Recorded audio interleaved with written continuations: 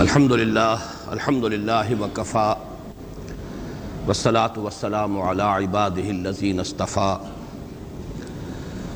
خصوصاً علی افضلہم وخاتم النبیین محمد الامین وعلی آلہ وصحبہ اجمعین اما بعد فاعوذ باللہ من الشیطان الرجیم بسم اللہ الرحمن الرحیم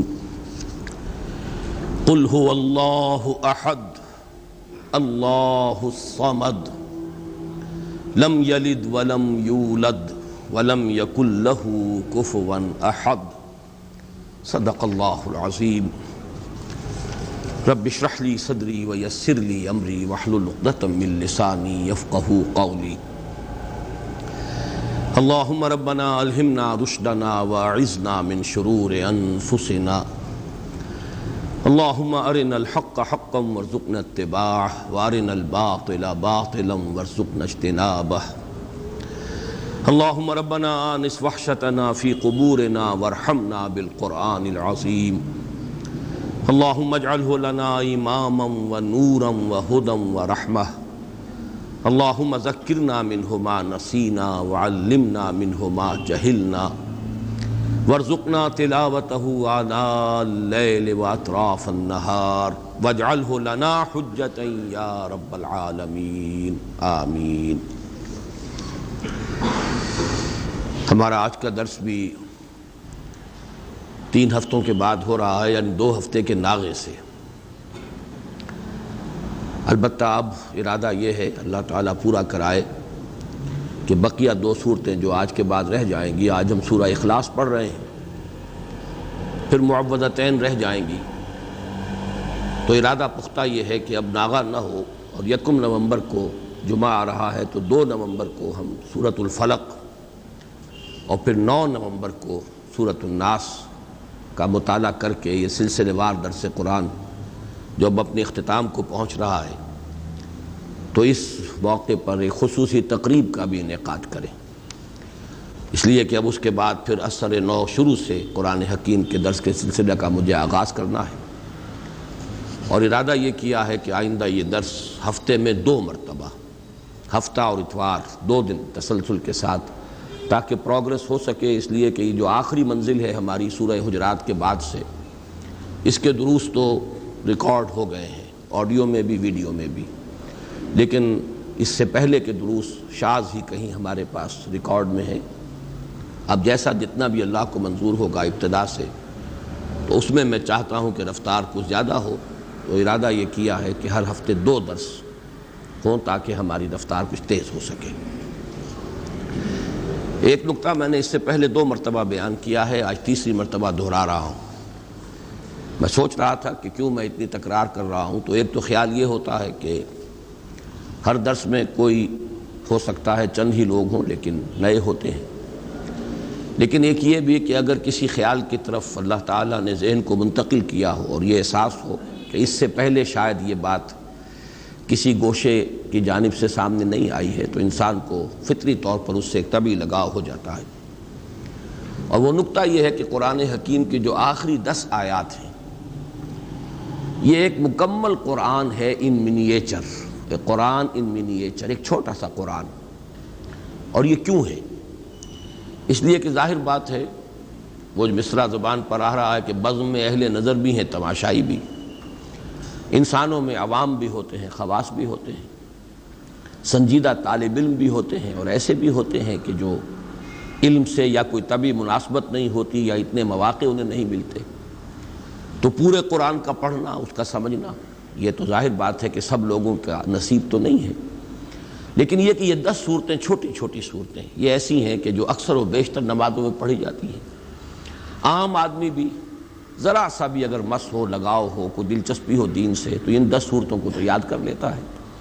یہی وجہ ہے کہ تراویح کی نماز میں جہاں کوئی حافظ نہیں ہوتے، یا آخری ایام جو ہوتے ہیں ختم قرآن کے بعد، پھر ان میں انہی 10 صورتوں کو 2 مرتبہ پڑھ کر 20 رکعتوں میں وہ جو تلاوت کی جاتی ہے۔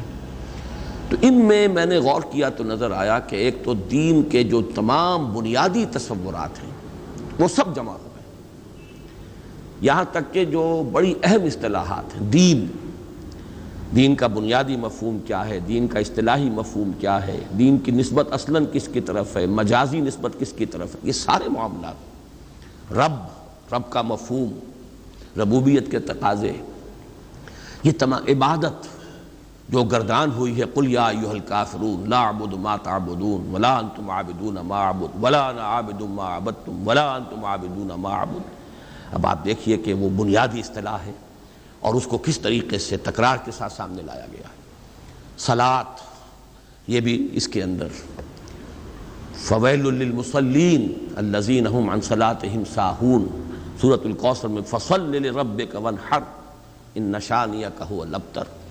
تو واقعہ یہ ہے کہ اگر یہ 10 صورتیں بھی انسان نے پڑھ لی، اور ظاہر بات ہے سورہ فاتحہ تو ہر مسلمان جانتا ہی ہے، پڑھتا ہی ہے، ہر نماز کی رکعت میں پڑھتا ہے، لیکن یہ 10 صورتیں بھی اگر کوئی عام انسان سمجھ لے تو واقعہ یہ ہے کہ دین کے جو بنیادی تصورات ہیں اس کی گرفت میں آ جائیں گے، پھر ان کو یاد رکھنا آسان، ان کو دہراتے رہنا آسان۔ دوسرا اسی کا ذیلی نکتہ یہ ہے کہ اس میں ایک عجیب ترتیب مجھے محسوس ہوئی کہ پہلی 7 صورتوں کا تعلق در حقیقت سیرت النبی سے ہے، اور آخری 3 جن میں سے پہلی آج ہم پڑھ رہے ہیں، یہ دین کی بنیادی تعلیم جو ہے توحید۔ عام طور پر سمجھا جاتا ہے کہ صرف سورہ اخلاص توحید کی صورت ہے، اصل میں معوذتین بھی توحید ہی کی صورتیں ہیں، یہ میں بعد میں بیان کروں گا، اس لیے کہ در حقیقت سورہ اخلاص کی جو دوسری آیت ہے، اللہ الصمد، اللہ ہی وہ ذات ہے جس کی پناہ طلب کی جا سکتی ہے، جس کی طرف رجوع کیا جا سکتا ہے، جس کی پشت پناہی جو ہے چاہی جا سکتی ہے۔ یہ پناہ میں آنا، پشت پناہی طلب کرنا، یہی تو معوذتین کا مضمون ہے۔ تو معوذتین در حقیقت دونوں جو ہے اس اللہ الصمد ہی کی شرح پر مشتمل ہے، اور یہ وہ توحید عملی ہے۔ بہرحال 3 صورتیں آخری جو ہیں وہ تو توحید کا نہایت عظیم خزانہ۔ پہلی 7 صورتوں میں ایک عجیب حسن ترتیب کے ساتھ سیرت کے مضامین ہیں۔ کسی بھی انسانی شخصیت کی سیرت لکھی جائے، اس کی لائف بائیوگرافی لکھی جائے، پہلی بات یہ ہوگی کب ولادت ہوئی، کہاں ولادت ہوئی۔ سورۃ الفیل کیا ہے؟ عام الفیل میں ولادت ہوئی ہے، اور وہ اصحاب الفیل کون تھے؟ جو خانہ کعبہ کو ڈھانے کے لیے ارادے سے آئے تھے، مکہ مکرمہ میں ہے، تو گویا کہ یہ حضور صلی اللہ علیہ وسلم کی ولادت کے ساتھ منسلک ہے سورۃ الفیل۔ پھر یہ کس قوم سے تھے، کس قبیلے سے تھے، کیا آپ کا خاندان کا حسب نسب کیا ہے؟ سورۃ القریش کیا ہے؟ قریش آپ کا قبیلہ ہے جس کے آپ ایک فرد ہیں، ان کا کیا مقام تھا، اللہ کے ان پر کیا احسانات تھے، کس طرح انہوں نے ان احسانات کی ناشکری کی ہے، یہ ہے سورۃ القریش کا مضمون۔ لإلاف قریش إیلافہم رحلۃ الشتاء والصیف فلیعبدوا رب ھذا البیت الذی اطعمہم من جوع وآمنہم من خوف۔ پھر تیسری صورت، جس ماحول میں آپ پیدا کیے گئے، جہاں آپ کو اپنا عظیم فرض منصبی ادا کرنا تھا، اس کے کردار اور اخلاق کا عالم کیا تھا، یہ جو سورہ مبارکہ ہے۔ ارأیت الذی یکذب بالدین فذلک الذی یدع الیتیم ولا یحض علی طعام المسکین فویل للمصلین الذین هم عن صلاتهم ساہون الذین هم یراؤون ویمنعون الماعون۔ یہ سارا کس کا بس بیان ہو رہا ہے؟ اہل مکہ کے حالات، ان کی اخلاقی پستی، دینی اعتبار سے جو زوال وہ آ چکا تھا، دین ابراہیمی کے جو مس کر چکے تھے، نماز کا حلیہ بگاڑ چکے تھے، کوئی نیکی تھی تو صرف ریاکاری کی نیکی تھی، حقیقت بر سے بالکل محروم۔ یہ وہ ماحول تھا جس میں کہ آپ کو یہ عظیم کام جو ہے سونپ کر بھیجا گیا، اصلاح کا اور انقلاب کا۔ پھر آپ کا ذاتی مقام و مرتبہ کیا ہے؟ انا اعطیناک الکوثر فصل لربک وانحر۔ اسی میں یہ کہ مخالفت ہوگی، لیکن آپ کے مخالفین خائب و خاسر ہوں گے، ناکام ہوں گے۔ ان شانئک ھو الابتر۔ قل یا ایھا الکافرون کیا ہے؟ جب یہ مخالفت اور یہ تصادم، کشاکش حق و باطل کی اپنی انتہا کو پہنچ کر پھر ذرا نرمی پر آئی ہے اور مصالحت کی باتیں شروع ہوئی ہیں، تو یہ اعلان برات، قل یا ایھا الکافرون لا اعبد ما تعبدون ولا انتم عابدون ما اعبد، یوں سمجھیے کہ پورا مکی دور اس میں آ گیا۔ اور آخری 2 صورتیں یہ انجام ہے، جیسا کہ میں عرض کر چکا ہوں، یہ ایک آیت کو 2 حصوں میں تقسیم کر دیجئے، جو سورہ بنی اسرائیل کی آیت ہے، قل جاء الحق وزهق الباطل اذا جاء نصر اللہ والفتح ورأیت الناس يدخلون فی دین اللہ افواجا۔ اس میں حضور صلی اللہ علیہ وسلم کی حیات طیبہ کے آخری دور کا نقشہ آ گیا، اور یہ کہ جو آپ کے سب سے کٹر دشمن تھے، سب سے زیادہ معاند ابو لہب اور اس کی بیوی، عورتوں میں سر فہرست ام جمیل، اور مردوں میں سب سے زیادہ یوں جس کے لیے میں نے وہ بڑے ثقیل الفاظ بھی آپ کو سنائے تھے، جو کہ یوں سمجھیے کہ نکما ترین انسان جو ہو سکتا ہے، پست ترین اخلاق کا اور سخت ترین مخالف اور قریب ترین عزیز، یہ سارے ترین جمع کیجئے تو وہ ایک شخص بنتا ہے ابو لہب، لیکن اس کے ہاتھ ٹوٹ گئے، وہ برباد ہو گیا، وہ تباہ ہو گیا۔ یہ در حقیقت ان چاروں کو جمع کیا جائے، یہ جو دونوں میں نے آپ کو صورتیں بیان کی ہیں، تو یہ ہے در حقیقت نبی اکرم صلی اللہ علیہ وسلم کے مشن کا وہ آخری وقت کہ آپ کا وہ مشن مکمل ہوا۔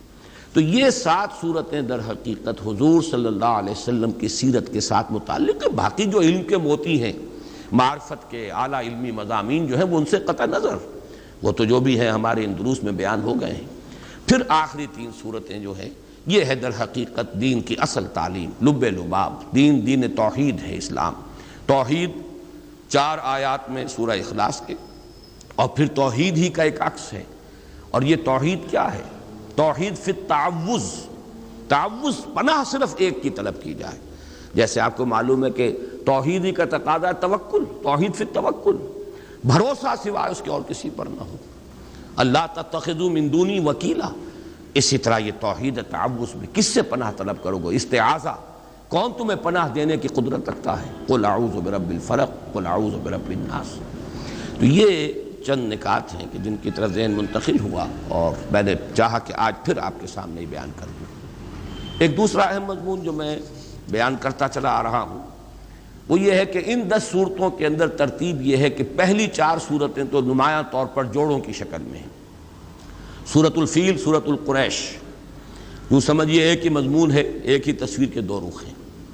پھر اسی طریقے سے اس سے اگلی صورت جو ہے وہ ارأیت الذی یکذب بالدین، سورہ معون، اور سورہ کوثر، یہ بھی ایک ہی تصویر کے 2 رخ ہیں۔ ایک کردار وہ ہے جن سے سابقہ ہے محمد الرسول اللہ صلی اللہ علیہ وسلم کو، ایک مقام و مرتبہ ہے محمد الرسول اللہ کا، یہ بھی ایک ہی مضمون ہے، جوڑا ہے۔ البتہ پھر سورہ کافرون ایک منفرد مزاج کی صورت ہے۔ اگلی 2 صورتیں نمایاں طور پر جوڑے کی شکل میں ہیں، جاء الحق وزهق الباطل، یہ در حقیقت ایک ہی تصویر کے 2 رخ ہیں۔ حق آ گیا، حق کو غلبہ ہو گیا، اللہ کی مدد آ گئی، اللہ کی نصرت آ گئی، اور لوگوں کو دیکھا کہ وہ فوج در فوج داخل ہو رہے ہیں اللہ کے دین میں۔ اور اسی بات کو تبت یدا ابی لہب وتب، انجام جو ہے حق آیا ہے تو باطل گیا ہے، روشنی آئی ہے تو ظاہر بات ہے کہ اندھیرا بھاگ گیا ہے، وہ ہے تبت یدا ابی لہب۔ تو یہ دونوں صورتیں ایک جوڑے کی شکل میں ہیں، لیکن سورہ کافرون یہاں منفرد مزاج کی حامل ہے۔ اسی طرح سورہ اخلاص یہ انتہائی منفرد ہے، یہ تو گویا کہ توحید کے مضمون پر مشتمل ہونے کے اعتبار سے بھی گویا کہ تقاضا بھی یہ تھا کہ یہ منفرد ہی ہو، اس کا جوڑا کوئی نہ ہو۔ اس سے بھی آپ کو معلوم ہے سورہ یاسین، یہ جب ہم وہ حصہ پڑھ رہے تھے قرآن مجید کا تو میں نے بیان کیا تھا، اس کا کوئی جوڑا نہیں، وہ قلب کے مانند ہے۔ وہ جو صورتیں وہاں 13 صورتیں آئی ہیں، ان میں یہ درمیان میں یہ سورہ مبارکہ جو ہے ان کو اس طریقے سے رکھا گیا ہے، بلکہ 21 صورتیں ہیں، وہ دو گروپس جو ہیں مکی صورتیں، 10 ادھر اور پھر 10 ادھر، درمیان میں یہ سورہ یاسین ہے پریزائڈنگ پوزیشن میں، اور وہ بالکل منفرد ہے۔ اسی طرح سورہ اخلاص منفرد ہے۔ اگلی 2 صورتوں کو اندھا بھی جانتا ہے کہ یہ جوڑا ہے، معوذتین نام ہی ان کا جو ہے، 2 صورتیں جن میں تعوذ کی تلقین ہوئی ہے، قل اعوذ برب الفلق، قل اعوذ برب الناس۔ تو یوں سمجھئے کہ یہ آخری 6 صورتیں جو ہیں 2 سہ سوروں کی شکل میں ہیں۔ یہ سہ سوروں کی شکل میں ہونے سے اب ایک نقشہ بھی میں نے بلکہ آج اپنے کاغذ پر تو کھینچا تھا کہ اگر آپ 2 مثلثیں ساتھ ساتھ ڈرا کر لیں، ایک مثلث ادھر ہے، ایک مثلث ادھر ہے، تو یہ سہ سوروں کو ریپرزنٹ کریں گی۔ پہلا سہ سورہ ہے کافرون، نصر اور لہب۔ کافرون ہے اوپر پریزائڈنگ پوزیشن میں، اور اس کے ساتھ متعلق ہے جوڑے کی شکل میں سورۃ اللہب اور سورۃ النصر۔ ساتھ ہی دوسری مثلث ہے سورہ اخلاص، یہ ہے پریزائڈنگ پوزیشن میں، اور ان کے ساتھ جوڑا منسلک ہے معوذتین۔ اگر ان دونوں ٹرائنگلز کو، دونوں مثلثوں کو آپ برابر برابر رکھیں گے تو خود بخود ایک بات ابھرے گی، اور وہ میں اب چاہوں گا کہ اسے دوسرے اعتبارات سے بھی بہت واضح کر کے آپ کے سامنے رکھوں، کہ پھر بڑا گہرا ربط قائم ہو جاتا ہے سورہ کافرون میں اور سورہ اخلاص میں۔ یہ دونوں پریزائڈنگ پوزیشن میں ہیں ان 2 سوروں میں، 2 سہ سوروں میں، دونوں ٹاپ کے اوپر ہیں، ادھر سورہ کافرون ہے، ادھر سورہ اخلاص ہے۔ کافرون کے ساتھ متعلق سورۃ النصر، سورۃ اللہب، سورۃ الاخلاص کے ساتھ متعلق سورۃ الفلق، سورۃ الناس۔ یہ دونوں جو ٹاپ پر ہیں، ان کے مابین جو ربط ہے ذرا اس کو آپ سمجھیے کہ کس کس اعتبار سے۔ اب نوٹ کیجئے، حضور کا عام طور پر معمول جو تھا، قرآن مجید کی قرأت جو آپ نماز میں کیا کرتے تھے، تو وہ قریب کے جوڑے آپ لیتے تھے، سورۃ الاعلیٰ اور سورۃ الغاشیہ۔ حالانکہ سورہ غاشیہ بڑی ہے تعداد آیات کے اعتبار سے، لیکن یہ کہ جمعے کی نماز میں اور عیدین کی نمازوں میں چونکہ دونوں میں فذکر تذکیر کا حکم ہے، ان دونوں صورتوں کو جمع کرتے تھے، یا پھر سورہ جمعہ، سورہ منافقون یہ آپ جمع کرتے تھے۔ لیکن بعض جگہوں پر آپ کا ہم نے معمول دیکھا کہ اس اصول سے ہٹ کر کہیں سے ایک صورت لی ہے، کہیں سے دوسری لی ہے، تو اس میں بھی کوئی نہ کوئی مناسبت ہوتی ہے۔ سورہ کافرون اور سورہ اخلاص کا عجیب معاملہ ہے کہ اہم ترین جو سنتیں ہمارے ہاں نماز کی جو شمار ہوتی ہیں، ان میں حضور کا معمول ان دونوں کو جمع کرنے کا ہے۔ فجر کی 2 سنتیں، پہلی رکعت میں سورہ کافرون، دوسری میں سورہ اخلاص، درمیان میں 2 سورتیں چھوڑ دیں آپ۔ اسی طریقے سے طواف کی 2 رکعتیں بہت مشہور، بہت ہے، طواف کے ساتھ ان کا ایک بڑا گہرا ربط، پہلی میں سورہ کافرون، دوسری میں سورہ اخلاص۔ یہ جو ربط اور تعلق ہے اس کو اچھی طریقے سے سمجھ لیجئے کہ ان میں بڑی یعنی گہری مناسبت ہے ان دونوں صورتوں کے اندر۔ اور اسی کے ساتھ نوٹ کیجئے، یہی 2 صورتیں ہیں جن کے نام بے شمار ہیں اور ایک نام مشترک ہے۔ سورہ کافرون کے بارے میں یہ بات میں اس وقت بتانا بھول گیا کہ اس کا نام سورۃ الاخلاص بھی ہے۔ سورہ اخلاص ان دونوں صورتوں کا نام ہے، ویسے وہ زیادہ مشہور سورہ کافرون کے نام سے ہے، لیکن یہ کہ اس کے بھی نام بہت ہیں، اس کے بھی نام بہت ہیں۔ آج جو میں اس سورہ مبارکہ کے نام ہے وہ تو میں بعد میں آپ کو گنواؤں گا بھی، سورہ اخلاص کے نام۔ اور یہ عربوں کے اس مزاج کے مطابق ان کا ایک ذوق تھا، جس چیز سے انہیں زیادہ محبت ہوتی تھی، جس چیز کی زیادہ عظمت ہوتی تھی، اس کے نام بہت زیادہ رکھ دیتے تھے، مختلف پہلوؤں سے، مختلف صفات کے اعتبار سے۔ شیر کے آپ کو لیے ہزاروں لفظ مل جائیں گے، اب شیر کی ہر ادا کے اعتبار سے اس کا ایک علیحدہ نام ہو جائے گا۔ تلوار کے لیے، گھوڑے کے لیے بے شمار ان کے نام ہوں گے۔ اسی طرح جن صورتوں سے خصوصی محبت تھی صحابہ کرام کو، تو ان صورتوں کے انہیں نام رکھے، ایک سے بہت زیادہ۔ ان دونوں صورتوں کا یہ بھی وصف مشترک ہے۔ الاخلاص دونوں کا نام ہے، المقشقشہ نام دونوں کا ہے۔ اچھا، اس میں جو اصل ربط ہے اس کو آپ پہچانیے، مانوی ربط۔ یہ سورہ کافرون اور سورہ اخلاص کے مابین بڑی یعنی مانوی جو ان دونوں کا ربط ہے اس کے اعتبار سے اہم بات ہے کہ سورہ کافرون میں ما اعبد، جسے میں پوجتا ہوں، یہ 2 مرتبہ آیا۔ تم نہیں پوجو گے جسے میں پوجتا ہوں، یا تم نہیں پوجتے ہو جسے میں پوجتا ہوں، اور میں نہیں پوجوں گا جسے تم پوجتے ہو، اور میں نہیں پوجتا جنہیں تم پوجتے ہو۔ ایک فطری سوال اٹھتا ہے کہ آپ کسے پوجتے ہیں؟ وہ کون ہے؟ اس کی صفات کیا ہے؟ اس کی شان کیا ہے؟ جیسے کہ روایات میں بھی الفاظ آتے ہیں کہ حضور سے پوچھا گیا صف لنا ربک، صفت بیان کیجئے نا ذرا، آپ کس کو پوچھتے ہیں؟ اسی طرح کہا گیا انصب لنا ربک، اپنے رب کا نسب نامہ ذرا بیان تو کریں، کس کو پوچھتے ہیں آپ؟ اس کے پیچھے جو اصل مسئلہ ہے وہ سمجھ لیجئے کہ جہاں تک لفظ اللہ ہے وہ تو مشترک ہے، وہ بھی اللہ کو پوچھتے تھے۔ یہ تو نہیں تھا کہ وہ اللہ کو نہیں مانتے تھے، اللہ کو مانتے تھے، اللہ کو پوچھتے تھے، اللہ سے دعائیں کرتے تھے، اللہم اللہم پکارتے تھے اللہ کو۔ تو کیسے کہتے ہیں حضور کہ میں جسے میں پوچھتا ہوں تم نہیں پوچھتے؟ مطلب کیا ہوا اس کا کہ نام مشترک ہے، تم نے اس کے صفات کچھ اور بنا لیے ہیں، تم نے اس کے ساتھ کچھ ایسی چیزیں شامل کر دی ہیں، وہ تمہارے اپنا ذہن کا تراشیدہ اللہ ہے، وہ اللہ نہیں ہے جس سے میں پوچھتا ہوں۔ کہ یاراں دیگرے رامی پرستند، نام مشترک ہے لیکن میں اس اللہ کو نہیں پوچھتا جسے تم پوچھتے ہو، وہ اللہ کوئی اور اللہ ہے، وہ تمہارے ذہن کا تراشیدہ اللہ ہے، اس کی صفات تم نے خود کوئی گھڑ لی ہے، اس کو تم نے گرا دیا ہے، مخلوقات کی صف میں لا کے کھڑا کر دیا، وہ میرا معبود نہیں ہے، میرا معبود کوئی اور ہے۔ نام سے دھوکہ نہ کھاؤ، نام مشترک ہے لیکن ان کا مدلول، اس نام کا اصل مصداق، اس نام سے مراد، اس نام کا مسمى بالکل جدا ہے۔ وہ ہے در حقیقت وہ کون ہے؟ اس کا جواب ہے قل هو اللہ احد اللہ الصمد لم یلد ولم یولد ولم یکن له کفوا احد۔ تو معلوم یہ ہوا کہ چاہے نام مشترک تھا، قرآن مجید میں بارہا اس درس کے دوران میں نے آپ کو سنایا ہے کہ قرآن میں آتا ہے، ان سے پوچھئے آسمان زمین کس نے پیدا کیے؟ کہیں گے اللہ نے پیدا کی۔ من خلق السماوات والارض قل اللہ، یقول، وہ کہیں گے اللہ، لیکن یہ کہ یہ اللہ کے ساتھ انہوں نے جو اور تصورات شامل کر لیے ہیں، اب وہ اللہ نہیں رہا ہے جس کو میں پوچھتا ہوں۔ نام کا اشتراک ضرور ہے میرے اور تمہارے مابین، باقی یہ کہ اس اللہ کی شان بالکل جدا ہے اس معبود سے کہ جس کو تم پوج رہے ہو۔ اور وہ معبود کون ہے؟ وہ یہ ہے کہ جو اس سورہ مبارکہ میں بیان ہو رہا ہے، جس کی صفات کا، جس کی شانوں کا تذکرہ یہاں کیا جا رہا ہے۔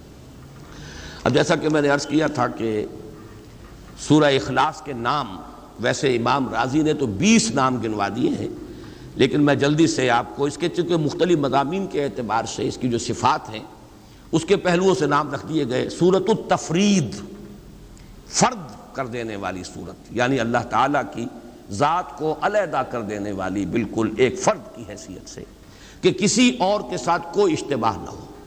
سورۃ التجرید، مجرد کر دینے والی، تمام وہ صفات جو ہیں کہ جن کے ساتھ متصف کر دیا گیا ہے دوسرے الہہ کو، ان سب سے علیحدہ کر دینے والی۔ سورۃ التوحید، سورۃ النجات، سورۃ الولایہ، سورۃ النسبہ، سورۃ المعرفہ، سورۃ الجمال، سورۃ المقشقشہ، سورۃ الصمد۔ یہ بھی نوٹ کیجئے، پورے قرآن حکیم میں چونکہ صرف یہی سورہ مبارکہ ہے جس میں الصمد کا لفظ آیا ہے، بلکہ نہ اس مادے سے کہیں کوئی لفظ آیا ہے، نہ کوئی نکرہ، نہ کوئی معرفہ، نہ کوئی اس سے مشتق، بلکہ اس مادے سے بس یہی ایک لفظ آیا ہے جو سورہ مبارکہ میں الصمد۔ تو سورۃ الصمد، سورۃ الاساس، یہ مختلف نام ہیں، اور جیسا کہ میں عرض کر چکا ہوں یہ ہے اصل میں اس بنیاد پر کہ عربوں کا مزاج تھا۔ یہ در حقیقت ان کے بہت ہی زیادہ یعنی قادر الکلام ہونے کا ایک مظہر ہے، ان کے اندر جو فصاحت و بلاغت کا ایک خاص ذوق تھا کہ اب ایک ہی شخص ہے فرض کیجئے، لیکن اس کے بہت سے اس کی صفات ہوں گی، اس کی شانیں، اس کی ادائیں، تو ہر ادا کے حوالے سے اس کا ایک علیحدہ نام، اس کی اس صفت کے حوالے سے اس کا نام۔ جیسے کہ آپ کو معلوم ہے خود اللہ تعالیٰ کے نام تمام کے تمام صفات ہی ہیں، اللہ کی ہر صفت کے ساتھ الف لام جوڑ دیجئے تو وہ اللہ تعالیٰ کا نام بن جاتا ہے۔ تو اس اعتبار سے جن چیزوں سے محبت زیادہ ہوتی تھی، جس سے عقیدت ہو یا جس سے کی عظمت کا کوئی دل میں نقش قائم ہو، اس کے لیے وہ بہت سے نام رکھ دیتے تھے۔ ایک یہ کہ اس سورہ کا زمانہ نزول کیا ہے، یہ بھی ایک اہم مضمون ہے۔ یہ سورہ مبارکہ ان چند صورتوں میں سے ہے جن کے بارے میں بالآخر یہ کہا گیا کہ یہ 2 مرتبہ نازل ہوئی، اس لیے کہ بہت سی روایات ہیں جو اس طرح دلالت کرتی ہیں کہ یہ مکی صورت ہے، اس لیے کہ مشرکین مکہ نے سوال کیا تھا کہ صف لنا ربک یا انصب لنا ربک، ذرا بیان کیجئے کیا آپ کس کو پوجتے ہیں؟ آپ کہتے ہیں کہ میں نہیں پوجتا اسے جنہیں تم پوجتے ہو، اور تم نہیں پوجتے اسے جسے میں پوجتا ہوں، تو آپ کسے پوجتے ہیں؟ ہمیں ذرا بیان کیجئے اس کی شان کیا ہے، اس کی صفات کیا ہے۔ تو اس اعتبار سے مکے میں ہی یہ سورہ مبارکہ نازل ہوئی، بہت سی اس کی جو ہے وہ روایات موجود ہیں۔ بعض روایات یہ کہ یہود نے سوال کیا تھا کہ آپ اللہ کی توحید کا اور اللہ کو پر ایمان لانے کی جو دعوت دے رہے ہیں تو کیا صفات ہیں اس کی، تو یہ سورہ مبارکہ نازل ہوئی۔ تو یہ مختلف روایات ہیں، اور اس پر میں سمجھتا ہوں کہ حق ادا کر دیا ہے مولانا مودودی مرحوم نے تفہیم القرآن کے، اس کا جو اب ہر سورت کا وہ ایک مقدمہ لکھتے ہیں، تو تمام روایات جمع کر دی ہیں، اور پھر ایک بہت ہی اہم اور بہت فیصلہ کن قول فیصل جو ہے انہوں نے لکھا ہے، بہت جامع، اور اس سے ثابت یہی ہے، اکثر لوگوں کی رائے بھی یہی ہے، لیکن اس کو بیان کرنے کا اسلوب وہاں پر بہت عمدہ ہے مولانا مودودی مرحوم کا، اور وہ یہ کہ یہ ہے مکی، لیکن چونکہ جب بھی حضور سے پوچھا گیا اللہ کے بارے میں تو حضور نے یہی صورت پڑھ دی، تو مغالطہ ہو گیا لوگوں کو، شاید یہ ابھی نازل ہوئی ہے، اور یہ میں پہلے بھی بیان کر چکا ہوں۔ جیسے وہ مشہور واقعہ جو حضرت عمر رضی اللہ تعالیٰ عنہ کا حضور کے انتقال کے بعد جو جذباتی ایک کیفیت ہو گئی تھی، اور آپ نے تلوار کھینچ لی تھی اور فرمایا تھا کہ جو کہے گا کہ محمد کا انتقال ہو گیا اسے قتل کر دوں گا، تو یہ خاص جذباتی کیفیت تھی، ایک جذب کا عالم تھا۔ تو اس وقت حضرت ابو بکر رضی اللہ تعالیٰ عنہ نے جب کھڑے ہو کر خطبہ دیا ہے، من کان یعبد محمدا فإن محمدا قد مات ومن کان یعبد اللہ فإن اللہ حی لا یموت، اور پھر آیت پڑھی وما محمد الا رسول قد خلت من قبلہ الرسل افإن مات او قتل انقلبتم علی اعقابکم۔ تو حضرت عمر اپنا یہ تاثر بیان کرتے ہیں کہ مجھے محسوس ہوا جیسے یہ آیت مبارکہ ابھی نازل ہوئی۔ اب ظاہر بات ہے حضرت عمر کا معاملہ تو اور ہے، وہ تو قرآن کے جاننے والے اور قرآن کے عالم تھے، انہیں معلوم تھا یہ کہ آیت کب نازل ہوئی ہے، لہذا انہوں نے تو الفاظ یہ کہ گویا کہ ابھی نازل ہوئی ہے، یعنی اس وقت کا تاثر اتنا گہرا ہوا اس آیت کے پڑھنے کا، جو حضرت ابوبکر نے جب اس کا حوالہ دیا تو تاثر اتنا گہرا تھا خود حضرت عمر کے دل پر کہ آپ فرماتے ہیں کہ میں نے محسوس کیا کہ گویا یہ آیت ابھی نازل ہوئی۔ لیکن عام لوگوں کا تصور، ظاہر بات ہے کہ ہر شخص کو قرآن کا اتنا جاننے والا نہیں تھا۔ کتنے لوگ تھے کہ جن کے پاس قرآن مجید پورا موجود بھی نہیں تھا، مصحف کہاں تھے؟ یہ مصحف کی شکل میں تو حضرت ابوبکر کے زمانے میں جمع کیا گیا، ورنہ باقاعدہ ما بین الدفتین کتابی شکل میں حضور کے زمانے میں قرآن تھا ہی نہیں۔ تو ایسے مواقع پر جب بھی کسی نے کوئی سوال کیا اللہ تعالیٰ کی ذات و صفات کے بارے میں اور حضور نے یہ صورت پڑھ دی، تو کسی شخص کو کہ جو اس مجمع میں موجود ہو یہ گمان ہو سکتا ہے کہ یہ صورت ابھی نازل ہوئی ہے، اس سوال کے جواب میں نازل ہوئی ہے۔ اور اس اعتبار سے یہ رائے بھی بن گئی کہ یہ گویا کہ مدنی صورت ہے، لیکن یہ کہ مضامین کو دیکھیے، اس کا اسلوب دیکھیے، اس کا سٹائل دیکھیے، سب کے سب قطعی ثبوت ہے یہ شے کہ یہ سورہ مبارکہ صرف مکی نہیں، مکی دور کے بھی بالکل ابتدائی زمانے سے متعلق ہے۔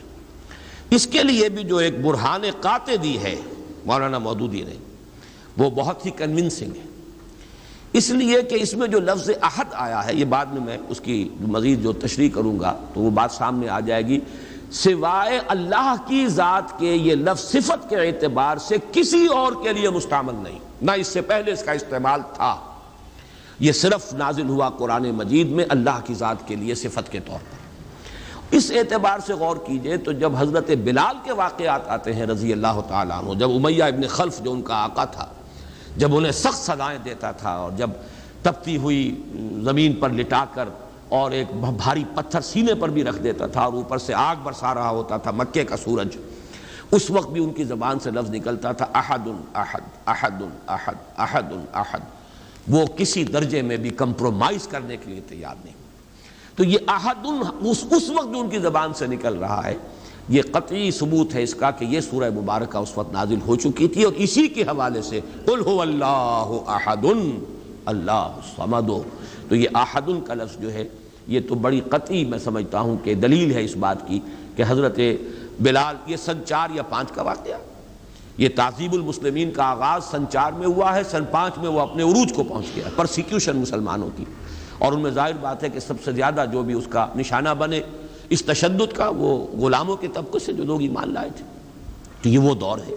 تو اس سے یہ ثبوت اس کا بالکل واضح طور پر مل گیا کہ یہ مکی صورت ہے، البتہ چونکہ اس کا بہت سے مواقع پر حوالہ آیا ہوگا بالکل فطری طور پر کہ جب بھی اللہ کی ذات و صفات کا معاملہ زیر بحث آیا، یقیناً حضور نے یہی سورہ مبارکہ پڑھ دی، اور یہی سب سے مختصر صورت بھی ہے اور بہت جامع بھی ہے۔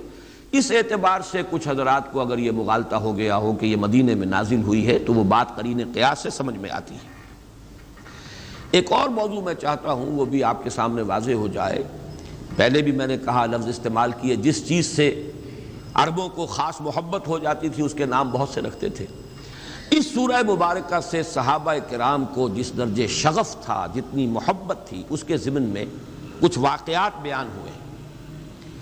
ایک روایت کے جو بخاری اور مسلم دونوں میں ہے اور اس کی راویہ ہیں حضرت عائشہ صدیقہ رضی اللہ تعالی عنہا، اس میں واقعہ بیان ہوا ہے کہ حضور نے کوئی دستہ بھیجا کسی مہم پر، اور ایک اس کے سردار ظاہر بات ہے امیر تھے، امیر الجیش، اب جہاں بھی نماز پڑھی جاتی تھی تو وہی امیر امام بھی ہوتے تھے، تو وہ ہر رکعت میں چاہے اور قرآن مجید کا کوئی حصہ پڑھے لیکن آخر میں قل هو اللہ احد ضرور پڑھتے تھے۔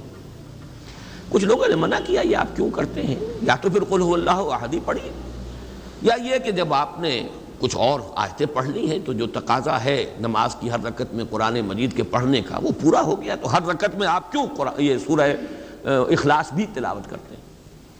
تو انہوں نے کہا بھائی مجھے اس سے بڑی محبت ہے اور میں نہیں پڑھ سکتا قرآن مجید کی، یعنی نماز کی کوئی رکعت میرے لیے ممکن نہیں ہے کہ اس صورت کے بغیر۔ پھر واپس آ گئے تو حضور سے شکایت کی گئی کہ یہ کرتے تھے وہ، یعنی شکایت کی گئی یا بتایا گیا تاکہ حضور کی رائے معلوم ہو کہ آیا وہ صحیح کرتے تھے یا غلط کرتے تھے۔ تو حضور نے پوچھا کہ ان سے تم نے یہ بھی سوال کیا کہ ایسا کیوں کرتے ہیں؟ تو انہوں نے جواب دیا جی ہاں ہم نے پوچھا تھا، وہ کہتے ہیں مجھے اس سے بہت محبت ہے اس سورہ مبارکہ سے۔ تو حضور نے فرمایا یہ الفاظ نوٹ کر لیجئے، اخبروہ ان اللہ تعالی یحبہ، اسے خبر دے دو، خوشخبری دے دو کہ اگر اسے اس صورت سے محبت ہے تو اللہ اس سے محبت کرتا ہے۔ یہ اس سورہ مبارکہ کی شان ہے۔ جیسے میں نے وہ سورۃ العصر والا جو کتاب چاہے اس میں وہ روایت نقل کی ہے کہ حضور کے صحابہ کا یہ معمول تھا، کان الرجلان من اصحاب النبی صلی اللہ علیہ وسلم اذا التقیا لم يتفرقا حتى يقرأ احدهما على الاخر سورۃ العصر۔ جب کوئی دو صحابی آپس میں ملاقات فرماتے تھے تو ایک دوسرے سے جدا نہیں ہوتے تھے جب تک سورۃ العصر نہ پڑھ لیں۔ تو چونکہ وہ ہدایت، عملی ہدایت، وہ زندگی کے اندر کیا رخ اختیار کرنا ہے، اس کے اعتبار سے جامع ترین سورت جو ہے وہ سورۃ العصر ہے۔ تو اس کا تذکرہ، اس کی یاد، اس کی تذکیر، اس کو ذہن میں مستحضر رکھنا، اس کو ایک دوسرے کو یاد دلاتے رہنا، یہ ان کا مزاج تھا۔ اسی طرح یہ سورہ مبارکہ اللہ تعالیٰ کی توحید پر جس قدر جامع ہے، اس کے حوالے سے صحابہ کا اسی طرح کا واقعہ جو ہے، بخاری میں ایک اور روایت ہے حضرت انس سے رضی اللہ تعالیٰ عنہ، یہ ذرا اس سے برعکس معاملہ ہے۔ یعنی وہ تو یہ کرتے تھے صحابی کہ ہر رکعت میں جو حصہ پڑھا قرآن مجید کا، اس کے بعد سورہ اخلاص پر اس رکعت کو ختم کیا۔ یہ مسجد قباء میں ایک امام مقرر کیے گئے، انصار کا قبیلہ تھا یہ جو آباد تھے قباء کی بستی میں، تو وہاں جو جن صاحب کو امامت کے جو فرائض سر انجام دیتے تھے مسجد قباء میں، ان کا طرز عمل یہ تھا کہ ہر رکعت میں پہلے سورہ اخلاص پھر کوئی اور مقام۔ یہ گویا کہ بات تو وہی ہوئی، لیکن یہ ان سے بھی آگے تھے اس معاملے میں کہ ہر رکعت میں پہلے سورہ اخلاص اور اس کے بعد کوئی اور آیات۔ ان سے بھی یہی معاملہ ہوا، ان سے بھی کہا گیا آپ ایسا کیوں کرتے ہیں، اور پھر یہ کہ ان کی بھی بات پہنچائی گئی حضور تک۔ حضور نے بلایا، کیوں کرتے ہو ایسا؟ ان کا حضور مجھے اس صورت سے بہت محبت ہے۔ آپ نے فرمایا حبک ایہا ادخلک الجنہ، تیری جو محبت اس صورت سے ہے وہ تجھے جنت میں پہنچا دے گی، بلکہ الفاظ تو یہ اس نے تجھے جنت میں داخل کر دیا، ادخلک الجنہ، داخل کر دیا اس نے تجھے جنت میں، اس محبت نے کہ جو تجھے اس سورہ مبارکہ سے۔ تو یہ اس سورہ مبارکہ کے ساتھ صحابہ کرام ان کا ایک خصوصی شغف اور ان کی ایک انتہائی جو ایک قلبی محبت کا معاملہ ہے، اس کے لیے یہ واقعہ ذہن میں رکھیے۔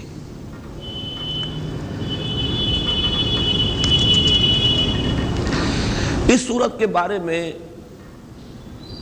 ویسے تعجب کے ساتھ بیان کر رہا ہوں کہ مولانا اصلاحی صاحب نے ایک جملہ لکھا ہے، بعض لوگ اسے ثلث قرآن کے مساوی قرار دیتے ہیں، حالانکہ صحیح ترین روایات میں یہ خود حضور کا قول ہے۔ یعنی مجھے حیرانگی اس پر ہے کہ اتنی صحیح، اچھا قول قبول بھی کر رہے ہیں، اس کی توجیہ بھی بیان کر رہے ہیں۔ یہ ثلث قرآن کیوں ہے؟ اس لیے ہے کہ اگر دین کا آپ تجزیہ کریں گے، دین کی جڑ و بنیاد ایمان ہے، ایمان کے 3 اجزاء ہیں، توحید، معاد اور رسالت۔ یہ 3 بنیادی آرٹیکلز آف فیتھ جنہیں آپ کہیں گے، ان کا نام مجموعی ایمان ہے۔ ایمان جڑ ہے، دین کی بنیاد ہے۔ لہذا جب 3 میں سے ایک کے اوپر یہ نہایت جامع صورت ہو گئی تو معلوم یہ ہوا کہ پھر یہ ثلث قرآن کے مسائل توجیہ بھی کر رہے ہیں، قول بھی نقل کر رہے ہیں، لیکن وہ قول جو محمد الرسول اللہ صلی اللہ علیہ وسلم کا ہے اور جو صحیح ترین احادیث میں وارد ہوا ہے، اس کی طرف بھی حوالہ اس طرح دینا یہ مجھے سمجھ میں نہیں آتا ہے۔ ظاہر بات ہے کہ یہ تفسیر کا حصہ، تدبر قرآن کا یہ حصہ مولانا اصلاحی صاحب نے اب اس عمر کو پہنچ کر لکھا ہے جس میں قوا ضعیف ہو جاتے ہیں، اور معلوم ایسا ہوتا ہے کہ کچھ حدیث نبوی سے کچھ ایسا بعد پیدا ہو چکا تھا مزاج میں کہ جہاں انہیں اختلاف ہے وہاں تو ظاہر بات ہے کہ وہ جس حدیث کو بھی چاہیں اٹھا کر پھینک دیں، وہ تو اس لیے کہ اختلاف ہے انہیں، اس کے اوپر جو جرح کرنی ہو، جو نقد کرنی ہو، لیکن جہاں اتفاق ہے، اس مضمون سے اتفاق ہے جو اس حدیث میں بیان ہوا، لیکن اس کا حوالہ بھی حدیث کے اعتبار سے نہیں دے رہے، میں اس پر سوائے تعجب کے اور کسی بات کا اظہار نہیں کر سکتا۔ اس کو ثلث قرآن قرار دیا خود محمد الرسول اللہ صلی اللہ علیہ وسلم۔ یہ روایت مسلم، صحیح مسلم میں ہے حضرت ابو الدرداء رضی اللہ تعالی عنہ سے، اور صحیح بخاری میں ہے حضرت ابو سعید الخدری رضی اللہ تعالی عنہ سے، اور حضرت ابن عباس اور حضرت انس سے بھی مروی ہے۔ مختلف روایات دوسری اور جو صحائف 7 کی کتابیں ہیں، بقیہ جو ہیں 4 کتابیں، ان میں روایات ہیں بہت سے صحابہ سے، اور اس میں یہ ہے کہ حضور نے فرمایا کہ کیا تم میں سے کسی شخص کے لیے یہ ممکن نہیں ہے کہ ہر رات 1/3 قرآن پڑھ لیا کرے؟ تو صحابہ نے عرض کیا حضور کس کے لیے یہ ممکن ہے؟ ظاہر بات ہے مشقت ہے، دن کی محنت ہے، وہاں کوئی اس طرح کے مرفہ الحال لوگ تو شاذ ہی کوئی ہوں گے، بڑی محنت اور مشقت کے ساتھ اپنے معاش کا معاملہ چلتا تھا۔ ثلث قرآن، 1/3 قرآن، 10 پارے قرآن ہر رات کو پڑھنا کس کے لیے ممکن ہے؟ تو آپ نے فرمایا سورہ اخلاص پڑھ لیا کرو، وہ ثلث قرآن کے مساوی ہے۔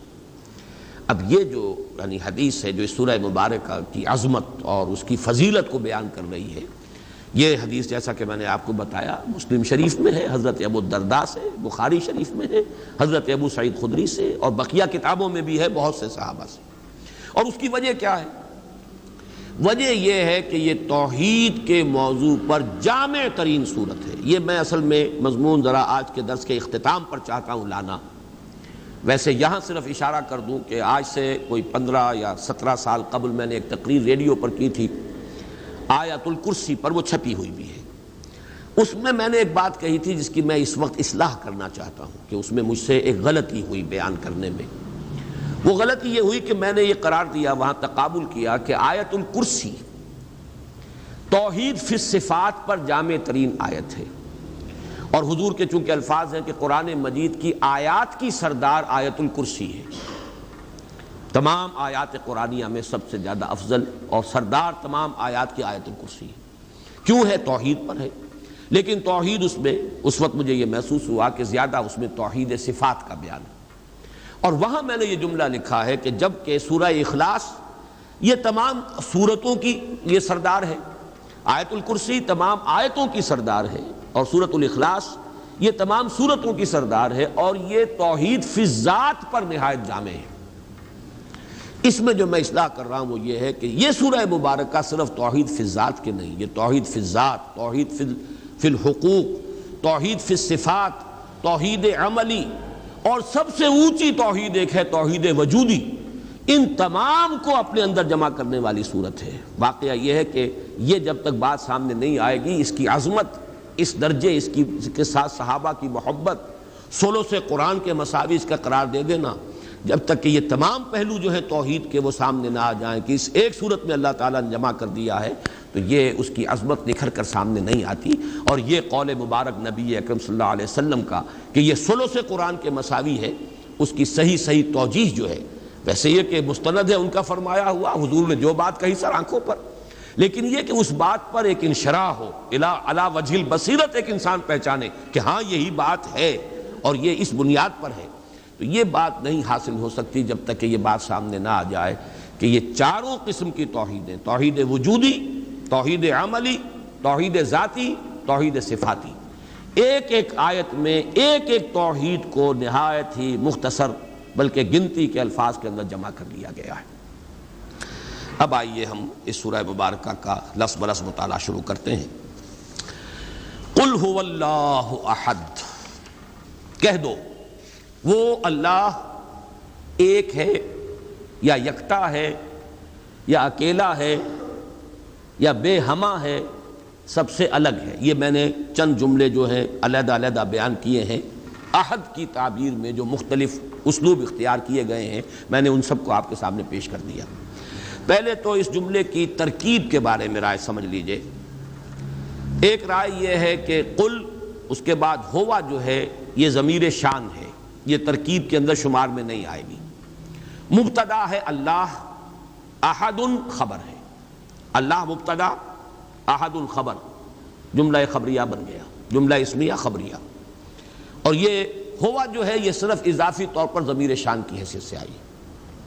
ایک رائے یہ کہ نہیں، ہوا مبتدا ہے، اللہ اس کی خبر اول ہے، وہ اللہ ہے، اکیلا ہے، گویا کہ دو خبریں ہیں، خبر اول اللہ اور خبر دوم احد، یا خبر اللہ اور اس کا بدل احد۔ یہ دو انداز ہیں ترکیب کے کہ جو اس ایک جملے کے کیے گئے ہیں، اور اس کے اندر دونوں کے اندر پورے دلائل موجود ہیں، اور مفہوم اور مدلول کے اعتبار سے ان میں کوئی خاص فرق واقع نہیں ہوتا۔ جیسا کہ میں بیان کر چکا ہوں، اس کی تقریب کیا ہوئی؟ میرے نزدیک اس کی صحیح ترین تقریب جڑتی ہے سورہ کافرون سے، اور خاص طور پر حضور کے اس فرمانے سے، میں نہیں پوچھتا جسے تم پوچھتے ہو۔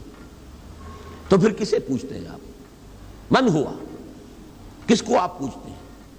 اگر اللہ ہم بھی پوچھتے ہیں، لیکن یہ کہ وہ اللہ کوئی اور اللہ ہے جسے میں پوچھتا ہوں، جسے تم پوچھتے ہو وہ اللہ، تمہارا نام تم نے جو رکھ لیا ہے، یہ تمہارے اپنے ذہن کا تراشیدہ کوئی خدا ہے، اللہ ہے۔ می تراشد فکر ما ہر دم خدا وندے جگر، رست از یک بند تا افتاد در بندے دیگر، اس اللہ کو میں نہیں پوچھتا، میں جسے پوچھتا ہوں وہ اللہ ہے جو اکیلا ہے۔ اس کے ساتھ ہی اب میں چاہتا ہوں کہ چونکہ اب ہم اختتام پر پہنچ رہے ہیں اور غالباً اب اگلی دو صورتوں میں لفظ اللہ نہیں آ رہا، اعوذ برب الفلق، اعوذ برب الناس، ملک الناس، الہ الناس، الہ کا لفظ تو آئے گا، اب اللہ کا لفظ نہیں آئے گا۔ یہ آخری آیت ہے قرآن مجید کی جس میں اللہ کا یہ اسم مبارک آ رہا ہے۔ اس کے بارے میں چند باتیں جو ہے وہ نوٹ کر لیجئے۔ اللہ، دو رائے ہیں اس کے بارے میں۔ ایک رائے جو زیادہ صوفیانہ مذاق رکھنے والوں کی رائے ہے، وہ یہ ہے کہ یہ اسم جامد ہے، مشتق نہیں ہے، کسی اور مادے سے نکلا نہیں ہے، اسم جامد ہے، اور اسم ذات ہے اللہ کا۔ اسم ذات لاہور شہر کا نام ہے، بس اب اس کو کہاں سے نکلا، کیا نکلا کہیں سے نہیں ہے، تو ایک علامت کے طور پر ہے، اس کو اسم جامد کہتے ہیں۔ مشتق وہ ہے جو کسی مادے سے نکلا ہو، فعل سے فاعل اور مفعول اور فعال یہ سب کے سب بنتے چلے گئے، استفعال یہ سب کے سب اس سے مشتق ہے۔ علم سے عالم، علامہ، علیم، متعلم یہ سب کے سب آ گئے، معلم یہ سب مشتق ہے، مادہ علم ہے۔ لیکن ایک رائے جو زیادہ تر صوفیانہ مزاج رکھنے والے لوگوں کی ہے، وہ یہ ہے کہ یہ اسم جامد ہے، کسی سے نہیں بنا، کوئی اس کا مادہ نہیں، اور یہ اسم ذات ہے۔ یہ خاص طور پر میں اس لیے کہہ رہا ہوں کہ صوفیہ کے بعض حلقوں میں اللہ کے لفظ کے ساتھ بالکل وہی معاملہ کیا جاتا ہے جو لفظ اوم کے ساتھ ہندوؤں میں کیا جاتا ہے۔ اوم کاغذ پر لکھ کر پھر اس پر نگاہ جماتے ہیں، توجہ کرتے ہیں، ارتکاز کرتے ہیں۔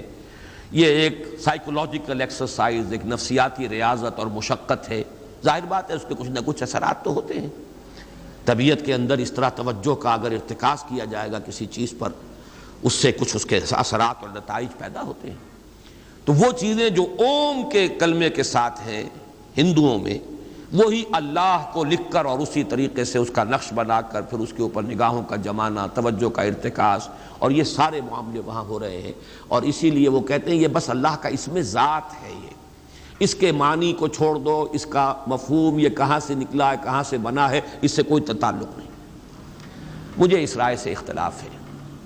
مولانا اصلاحی صاحب نے بھی، آج میں نے دیکھا پھر جب انہوں نے تفسیر تدبر قرآن شروع کی تو انہوں نے آیت بسم اللہ میں لفظ اللہ پر بحث کی، اگرچہ بہت مختصر بحث کی ہے، اس کا حق ادا نہیں کیا جیسا کہ کیا جانا چاہیے تھا، لیکن یہ رائے ظاہر کی ہے کہ یہ مشتق ہے، الہ پر الف لام داخل کر کے اللہ بنا ہے، مادہ اس کا الف لام ہے۔ یہ گویا کہ وہ جو صوفیانہ مزاج کی بات ہے، گویا کہ اس کی نفی کی، چاہے اس کا تذکرہ انہوں نے نہیں کیا، لیکن میں حیران ہوا ہوں کہ یہاں سورہ اخلاص پر آ کر انہوں نے یہ لکھ دیا ہے روا روی میں یہ اسم ذات ہے اللہ کا۔ حالانکہ اسم ذات قرار دینا اس کے تقاضے بالکل کچھ اور ہیں، وہ تو پھر اسم جامد ہے، اور یہ صوفیاء کا مسلک و مشرب ہے، جبکہ نحویین کا سب کا تقریباً اتفاق ہے اس بات پر جو مولانا اصلاحی نے آیت بسم اللہ میں لفظ اللہ کی بحث میں لکھی ہے، اسی سے مجھے اتفاق ہے، پہلے بھی تھا آج بھی ہے، کہ یہ بھی اللہ کا ایک صفاتی نام ہے۔ جیسے قادر یہ ایک اس میں نکرہ، القادر الف لام لگ گیا، معرفہ ہو گیا، یہ اللہ کا نام ہو گیا۔ علیم صفت العلیم، الخبیر یہ اللہ کے نام بن گئے۔ الہ یہ ایک اس میں نکرہ ہے، اور الالہ میں اصل میں یہ ہوا ہے کہ دو نام جڑ گئے، اب بیچ میں سے ایک جو حمزہ ہے وہ نکال دیا گیا، الہ والا اللہ یہ اصل میں الالہ ہے، معبود برحق، معبود حقیقی، الہ حقیقی، اور بہت سے الہ گھڑ لیے گئے، لیکن الہ واقعی، الہ حقیقی وہ در حقیقت دی الہ جس کو کہا جائے گا وہ اللہ ہے۔ اس معنی میں اس دوسری رائے ہی کے ساتھ میرا اتفاق ہے۔ باقی یہ کہ یہ لفظ اس کا مادہ کیا ہے، یہ آج پھر میں سرسری طور پر آپ کو بتا دینا چاہتا ہوں کہ واقعہ یہ ہے کہ اللہ تعالیٰ کی ذات و صفات کے لیے اور اس کے ساتھ بندوں کے ذہنی، قلبی اور نفسیاتی جو ربط اور تعلق اور نسبت قائم ہو سکتے ہیں، ان سب کی تعبیر کے لیے اس سے زیادہ جامع مادہ کوئی ممکن نہیں تھا، اس لیے کہ عربی زبان میں الہ یا الہو اس کے معنی ہے عبادہ، الہ یا الہو عبادہ، کسی کی عبادت کی، تعلہ بھی آتا ہے، یہ باب تفاعل سے کسی کو معبود بنا لینا۔ پھر الہ یلہ آتا ہے دو معنی میں، الہ الفصیل الی امہ، کوئی جانور ہے، گائے ہے، اس کا بچڑا جو ہے آپ نے دور باندھا ہوا ہے تاکہ دودھ نہ پی جائے، کہیں اگر رسی کھل گئی تو جیسے وہ بے تابانہ دوڑتا ہے ماں کے تھنوں کی طرف، یہ جو اس کی کیفیت ہے، یہ ہے الہ یلہ۔ الہ الفصیل الی امہ، وہ بچہ جو ہے جو ماں سے جدا کر دیا گیا تھا، اس کو وہ دوڑا لپکا والہانہ انداز میں اپنی ماں کی طرف، تو الہ یلہ جو ہے لپکنا والہانہ انداز میں۔ پھر اسی کا ایک مفہوم ہے الہ کا تحیرہ، متحیر ہو گیا، کچھ سمجھ میں نہیں آ رہی۔ یہ بھی در حقیقت اللہ کی ذات کے بارے میں انسان جتنا غور کرے سوائے تحیر کے کچھ حاصل نہیں۔ یہ فلسفیوں کا جو آخری تصور ہو سکتا ہے اللہ کے بارے میں، غور و فکر کرنے والوں کا، سوچنے والوں کا، وہ یہ ہے کہ کس نقصد و نقصایت بحکمتی معمارہ، کچھ نہیں جان سکتے اس کے بارے میں ہم۔ تحیر کے سوا ہاتھ میں کچھ نہیں آتا۔ پھر ایک رائے یہ ہے کہ اس کا اصل مادہ ہے ولہ یلہ، واو جو ہے الف سے، حروف علت جو ہے آپ کو معلوم ہے یہ بدل جاتے ہیں، تو یہ ولہ یلہ ہے جس سے لفظ بنتا ہے والہانہ، انتہائی محبت، شدید محبت، والہانہ محبت۔ ایک رائے یہ ہے کہ یہ لاہ یلاہ سے ہے، لاہ احتجبہ، کسی چیز کا چھپ جانا، مخفی ہو جانا، لاہ یلوہ، کوئی شے چھپ گئی، مخفی ہو گئی، احتجبہ، تو یہ اللہ تعالیٰ کی ذات کہ جو اس اعتبار سے حجاب میں ہے، پردے میں ہے۔ اگرچہ بڑا پیارا جملہ ہے امام راضی کا، میں نے آپ کو بہت سے مواقع پر سنایا ہے، فَسُبْحَانَ الَّذِي احْتَجَبَ لِشِدَّةِ ظُهُورِهِ، پاک ہے وہ ذات جو چھپ گئی ہے اپنے ظہور کی شدت کی وجہ سے۔ جیسے سورج کو آپ دیکھ نہیں سکتے، آنکھیں چکا چاند ہو جائیں گی، آپ دیکھ نہیں سکتے، یہ نہیں کہ سورج چھپا ہوا ہے، سورج تو آیا ہے، آپ نہیں دیکھ سکتے، اس کے ظہور کی شدت اتنی ہے کہ آپ دیکھ نہیں سکتے، تاب نہیں لا سکتے۔ فَسُبْحَانَ الَّذِي احْتَجَبَ لِشِدَّةِ ظُهُورِهِ، پاک ہے وہ ذات جو پردے میں آ گئی ہے، چھپ گئی ہے، لیکن یہ چھپ جانا اس کا اپنے شدت ظہور کی وجہ سے، اس کے ظہور کی شدت اتنی ہے۔ اب یہ جو میں نے 5 استعمالات بتائے ہیں، لفظ الہ ان سب سے مشتق، ان سے مل کر بنا ہے۔ اب دیکھیے 3 ہیں اصل میں تصور معبود کے۔ عام لوگوں کا تصور معبود کیا ہے جو نہ فلسفی ہے نہ صوفی ہے، اس سے آگے اسے اٹھنے کا موقع ہی نہیں ملا، نہ فکری اعتبار سے، نفسیاتی اعتبار سے۔ عام آدمی ہے، محنت کرتا ہے، مزدوری کرتا ہے، ہل چلاتا ہے، کچھ اینٹیں ڈھوتا ہے، بہرحال اس کا بھی ایک تصور تو ہے۔ اس کا تصور کس سے ہے؟ اس کی احتیاجات ہوتی ہیں، اس کو تکلیفیں آ جاتی ہیں، اسے بیماری آ جاتی ہے، کسی کو وہ پکارتا ہے، کوئی میرا مددگار، کوئی ہے جو مجھے ان مصائب سے چھٹکارا دلا دے، کوئی ہے جس کی پناہ میں طلب کر سکوں، کوئی میرا مددگار ہے۔ یہ جو کسی کی طرف رجوع کرنا ہے اپنی احتیاج میں، اپنی مشکلات میں، یہ معبود کا ایک سب سے زیادہ جو پریمیٹو تصور ہے۔ ایک عام انسان کا تصور جو ہے وہ وہی ہے، جیسے بچہ اپنی والدہ کو سمجھتا ہے میری محافظ یہ ہے، مجھے دودھ یہ دیتی ہے، مجھے بچاتی یہ ہے۔ سب سے چھوٹا بچہ تو ظاہر بات ہے ماں کے سوا جانتا ہے کس کو ہے، وہ تو اسی کی چھاتیوں کی طرف لپکتا ہے، اس کی ساری ضرورت جو ہے وہ وہاں سے پوری ہو رہی ہے۔ اور اس کے بعد بھی جیسے جیسے ذہن کھلتا ہے پھر والدین ہیں، والد کا اس کو تصور حاصل ہوتا ہے، بھائیوں کا، بہنوں کا، کنبے کا، اپنے قبیلے کا۔ لیکن یہ جو ہے کہ اپنی ضروریات کے لیے کسی کی طرف رجوع کرنا، مدد کی ضرورت ہو تو کس کو پکاروں، کہیں کو ضرورت ہو تو کس سے جا کر درخواست کروں کہ میری ضرورت پوری کر دے، یہ ہے تصور کہ جو ایک عام انسان کا ہے، اور عبادت کا تقاضا اس میں ابھرتا ہے در حقیقت اس اعتبار سے۔ اس اعتبار سے تو وہ الہ الفصیل الی امہ، جیسے کہ بچہ لپکتا ہے ماں کی طرف، ایسے ہی فطرت انسانی میں ایک لپک موجود ہے، کسی ہستی کی طرف وہ لپکتا ہے اپنی دستگیری کے لیے، اپنی مدد کے لیے، اپنی مشکل کشائی کے لیے، اپنے مسائل کے حل کے لیے۔ یہ ہے تصور عوام کا۔ اس سے اوپر تصور فلاسفہ کا، اہل منطق کا، سوچتے چلے جائیں، غور و فکر کرتے چلے جائیں، ایک جگہ آ کر رکنا پڑتا ہے اور سوائے اس کے کچھ نہیں کہہ سکتے کہ کچھ نہیں سمجھ سکتے۔ اس کی ذات ما ورا، وراء الورا، وراء الورا، وراء الورا، ہمارے وہم سے، خیال سے، تصور سے، تخیل سے سب سے بعید، کوئی اس کا تصور نہیں، کوئی اس کے بارے میں ہم کچھ نہیں کہہ سکتے۔ ہمارے ہاں بھی متکلمین نے درجے قائم کیے ہیں ذات بحت صفات کے معاملے میں بھی وہ کہتے ہیں وہ صفات کا تصور بھی جو ہے اللہ کی ذات جو ہے در حقیقت اس سے بھی بہت بلند ہے کہ اس کے ساتھ کسی صفت کا بھی تصور کیا جائے، اس لیے کہ صفات میں سلبی صفات بھی ہیں، صفات میں انفعالی صفات بھی ہیں۔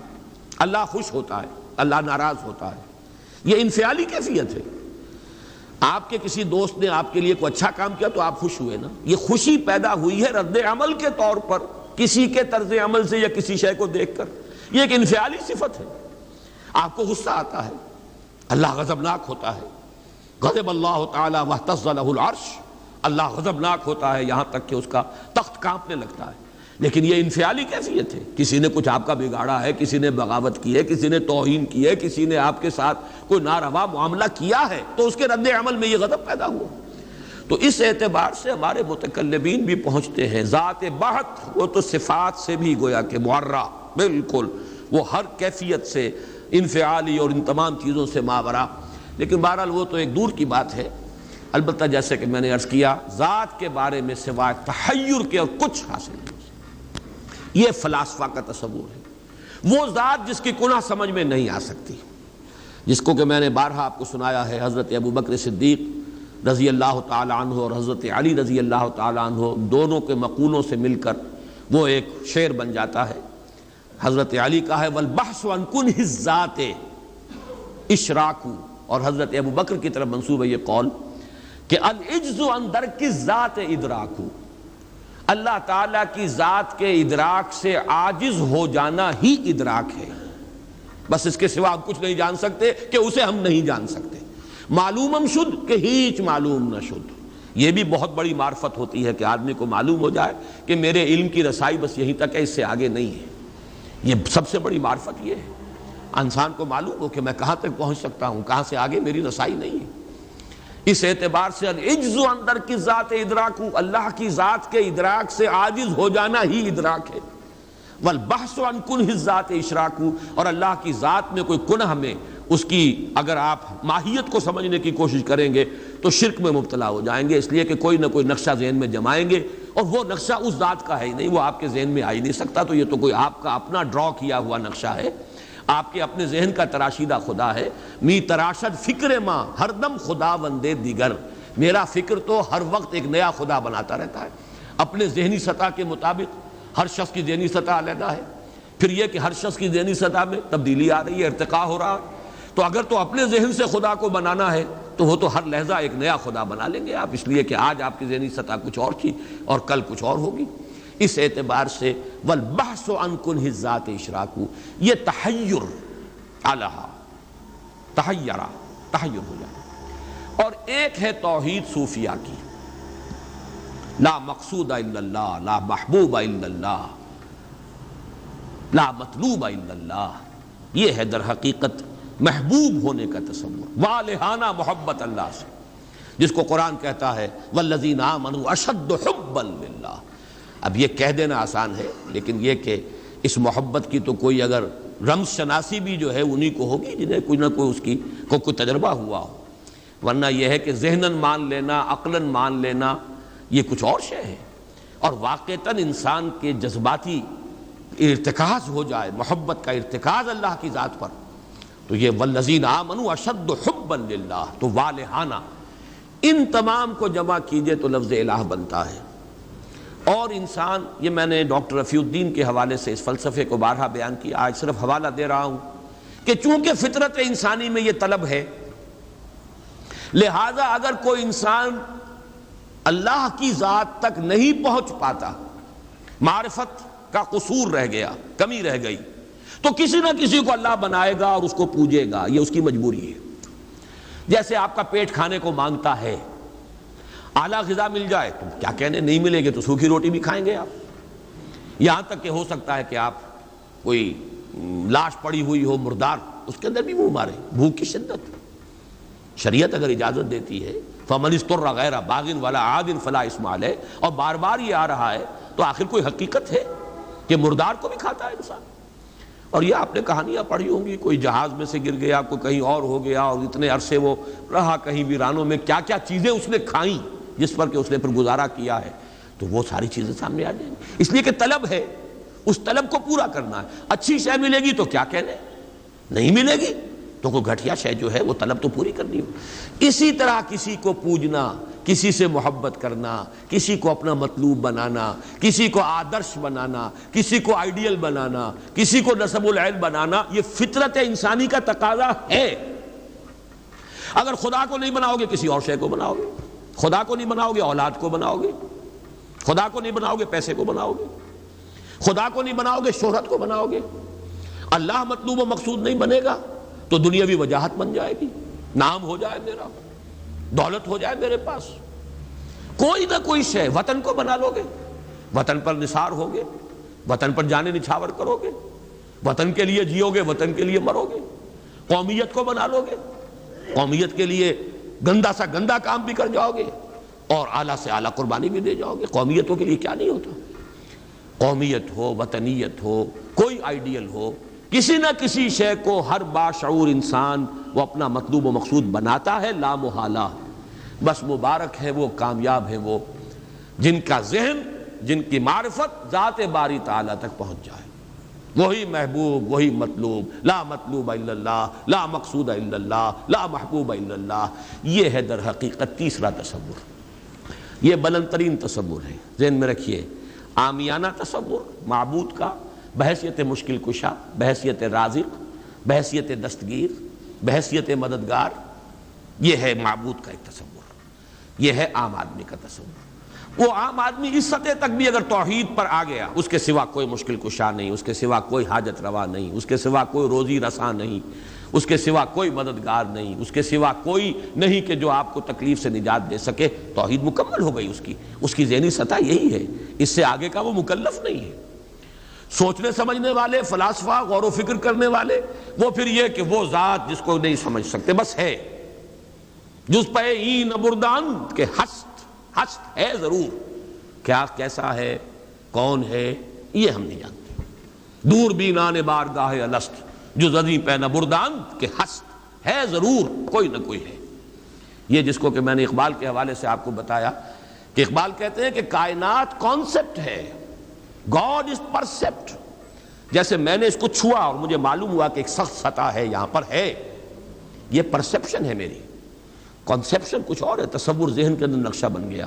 خدا کا تصور ہم قائم نہیں کر سکتے، لیکن خدا کے ساتھ ہمارا جو باطنی رشتہ ہے کہ اندر محسوس ہوتا ہے کہ ہے، جس کی مثال بھی میں نے دی تھی، بعض حضرات کے شاید علم میں نہ ہو، کہ جیسے میں اس وقت اس دیوار کو دیکھ رہا ہوں تو ایک تصور میرے ذہن میں قائم ہوا، دیوار اتنی لمبی ہے، اتنی چوڑی ہے، اتنی اونچی ہے، یہ دیوار جو ہے سفید رنگ اس پر ہوا ہے، میں نے ایک تصور قائم کر لیا۔ فرض کیجئے کہ میں اندھا ہوں، میں نہیں دیکھ سکتا، میں جاتا ہوں اور ہاتھ لگا کر دیکھتا ہوں دیوار ہے، کتنی لمبی ہے مجھے نہیں پتا، اس لیے کہ وہ کانسیپٹ تو صرف میرے اس ٹچ سے نہیں ہو گیا، یہ تو ایک یک رخا، ایک ون سائیڈڈ میرا اس وقت ایک پرسیپشن ہے، لیکن ہے، یہ میں جس زور سے کہوں گا ہے، دیوار ہے۔ تو ذات باری تعالیٰ کے لیے بس انسان کے پاس یہی ہے کہ ہے، دور بینان بارگاہ الست جس پہ این بردان کہ ہست، بس یہ ہست ہے، باقی کیا ہے، کیسا ہے، یہ ویسے تو ہم بہرحال مسلمان ہونے کے ناطے اللہ کو ہم مانتے ہیں اسماء و صفات کے ساتھ، تو ہم اس کی صفات کو مانتے ہیں، لیکن تجزیہ کیجئے تو صفات کے بارے میں بھی ہمیں کیا پتا ہے؟ اللہ دیکھتا ہے، کیسے دیکھتا ہے یہ تو نہیں پتا، کتنا دیکھتا ہے یہ بھی ہمیں نہیں پتا، یعنی اس کی بھی اصل حقیقت جو ہے دیکھنے کی وہ تو ہمیں نہیں معلوم۔ اللہ کی کوئی ایسی آنکھیں تو نہیں جس سے وہ دیکھتا ہو، ہمارا دیکھنا تو روشنی کا محتاج ہے، روشنی ہو تو ہم دیکھ سکیں گے، کیا اللہ کا دیکھنا بھی کسی شے کا محتاج ہے؟ قطعاً نہیں۔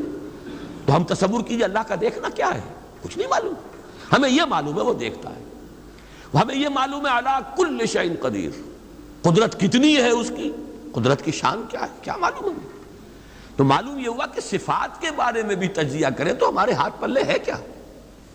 وہ سوائے اس کے کہ ہم ایک صفت، اس کی ایک مبہم کیفیت کو جانتے ہیں، وہ سمیع ہے، وہ بصیر ہے، وہ خبیر ہے، وہ قدیر ہے، وہ الحی ہے، وہ القیوم ہے، لیکن اس کی زندگی، ہمارا تو زندگی کا تصور اعلیٰ ترین زندگی تو ہمارے پاس ہے مخلوقات میں سے، اس زندگی کے ساتھ 100 طرح کی لیمیٹیشنز ہیں، 100 طرح کی مجبوریاں ہیں، لیکن یہ کہ کیا اللہ تعالیٰ کی زندگی بھی اس زندگی پر قیاس کی جا سکتی ہے؟ معاذ اللہ۔ تو معلوم یہ ہوا کہ اللہ تعالیٰ کی ذات کے بارے میں تحیر کے سوا کچھ نہیں۔ تیسرا ہے تصور جو سب سے بلند ہے، وہ محبوب حقیقی، مطلوب اصلی، لا مطلوب الا اللہ، لا مقصود الا اللہ۔ ایک چوتھا تصور ہے، وہ میں بعد میں عرض کروں گا۔ بہرحال قل هو اللہ احد، اب یہاں لفظ احد پر آئیے، اس لفظ کو بھی نوٹ کیجئے۔ ویسے تو عام خیال یہ ہے کہ یہ وحد ان کی بدلی ہوئی شکل ہے، چنانچہ عام رائے یہ ہے کہ احد اور واحد ہم معنی ہیں۔ اکثر مفسرین نے اردو میں جو ترجمے کیے مترجمین نے، وہ کہو اللہ، وہ اللہ ایک ہے، اگرچہ اس پر خاصا اعتراض وارد ہوتا ہے۔ وہ بھی اللہ کو ایک مانتے تھے، صرف اس کے ساتھ کسی اور کو ایڈ کر لیا تھا، اس اللہ کو تو دو نہیں مانتے تھے۔ وہ جو بڑا اللہ تھا وہ تو ان کے نزدیک بھی ایک ہی تھا، اور ایک تو ہر شے ایک ہوتی ہے، جو معبود ہے 10 تو ان میں سے بھی ہر ایک اپنی جگہ پر تو ایک ہے، ایک کمپوزڈ ایک اس کا وجود ہے۔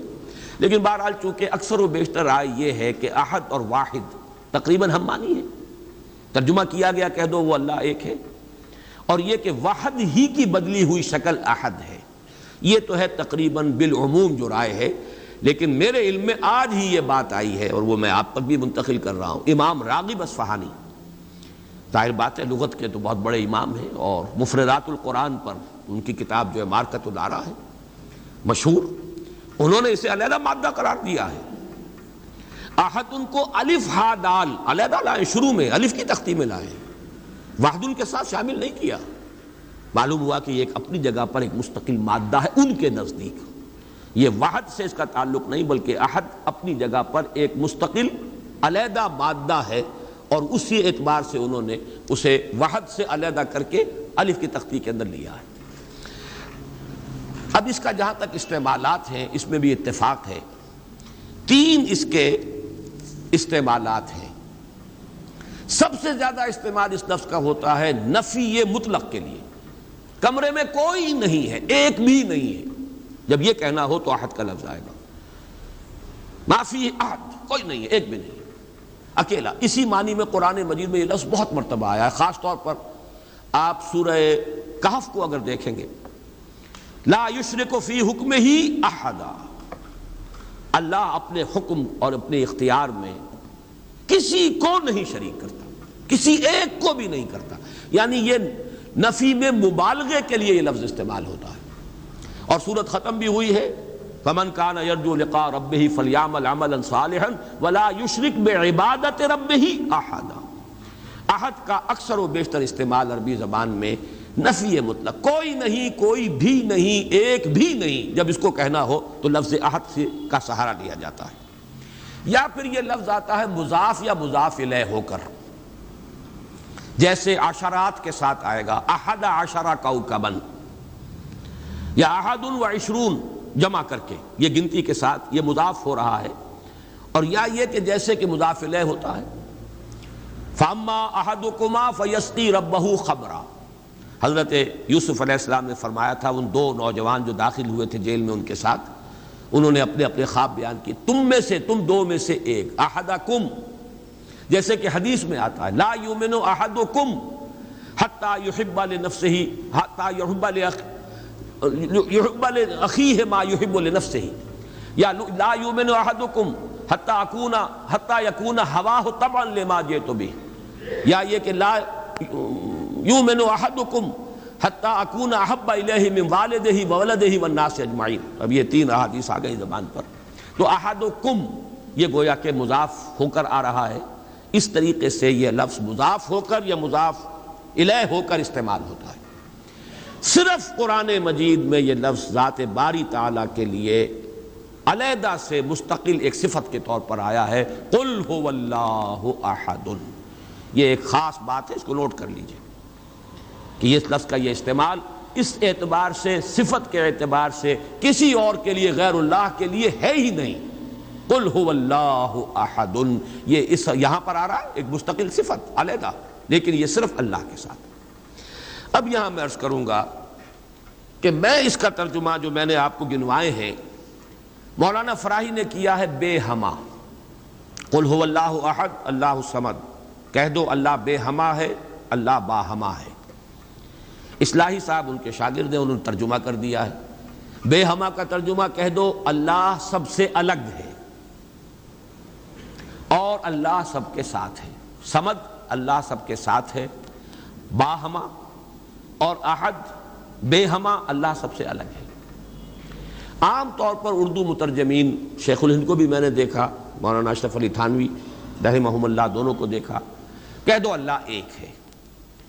لیکن یہ کہ بہرحال میرا مزاج، میرا ذوق اس ترجمے کو قبول نہیں کرتا۔ واحد اور ہے، احد اور ہے، یہ شان ہی علیحدہ ہے۔ اس لفظ کو واحد کے بالکل برابر کر دینا کم سے کم میرا ذوق اسے قبول نہیں کرتا۔ ویسے قرآن میں وہ لفظ بھی آیا اللہ کے لیے، الواحد القہار، للہ الواحد القہار، واحد ہے، الواحد ہے، لیکن احد یہ شے ہی اور ہے۔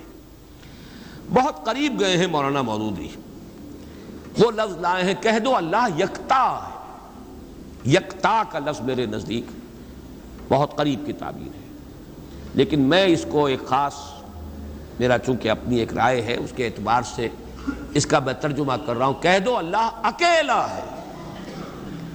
اکیلا وہ ہے جس کے ساتھ کوئی نہیں۔ اکیلا کس اعتبار سے؟ یہ ہے اصل میں وہ نقطہ۔ اللہ ایک تو اس اعتبار سے اکیلا ہے کہ وہ صرف ایک اکیلا واحد معبود ہے اور کوئی معبود اس کے ساتھ نہیں۔ سورہ کافرون کے ساتھ جب آپ جوڑیں گے تو یہ تصور نمایاں ہو کر سامنے آئے گا۔ میرا اللہ وہ اللہ ہے جو اکیلا ہے، اس کے ساتھ کوئی اور الہ نہیں ہے۔ لا الہ الا اللہ، اللہ کے سوا کوئی معبود نہیں۔ یہ در حقیقت مفہوم بنا قل هو اللہ احد۔ بات وہی ہے جو لا الہ الا اللہ میں کہی گئی ہے، لیکن یہ کہ یہاں پہ اسلوب بدل گیا، قل هو اللہ احد، وہ اکیلا ہے، کوئی اس کے ساتھ نہیں۔ لیکن اسی کا ایک انتہائی بلند مقام ہے۔ مقام وہ خطرناک ہے، عام لوگوں کی ذہن سے ذرا بلند تر، اسی لیے عوام اس کے بارے میں مغالطوں میں مبتلا ہوتے ہیں۔ اور آج کل کا ہمارا ایک بہت بڑا طبقہ چونکہ زیر اثر ہے کچھ ایسے مفکرین کے کہ جن کا ذوق وہ نہیں تھا جو اس سطح کا ہو جو میں ابھی عرض کر رہا ہوں، لہذا وہ اسے شرک سے بھی تعبیر کر بیٹھتے ہیں، اور وہ ہے توحید وجودی۔ وہ اکیلا ہے، اکیلا ہی مانی کہ وجود حقیقی صرف اس کا ہے۔ یہ توحید وجودی جس کو میں تفصیل سے بیان کر چکا ہوں سورہ حدید میں، هو الاول والآخر والظاہر والباطن، وہی پہلا، وہی آخر، وہی ظاہر، وہی باطن، وہی وہ، اور کوئی ہے ہی نہیں۔ جو نظر آ رہے ہیں حقیقت میں نہیں ہے۔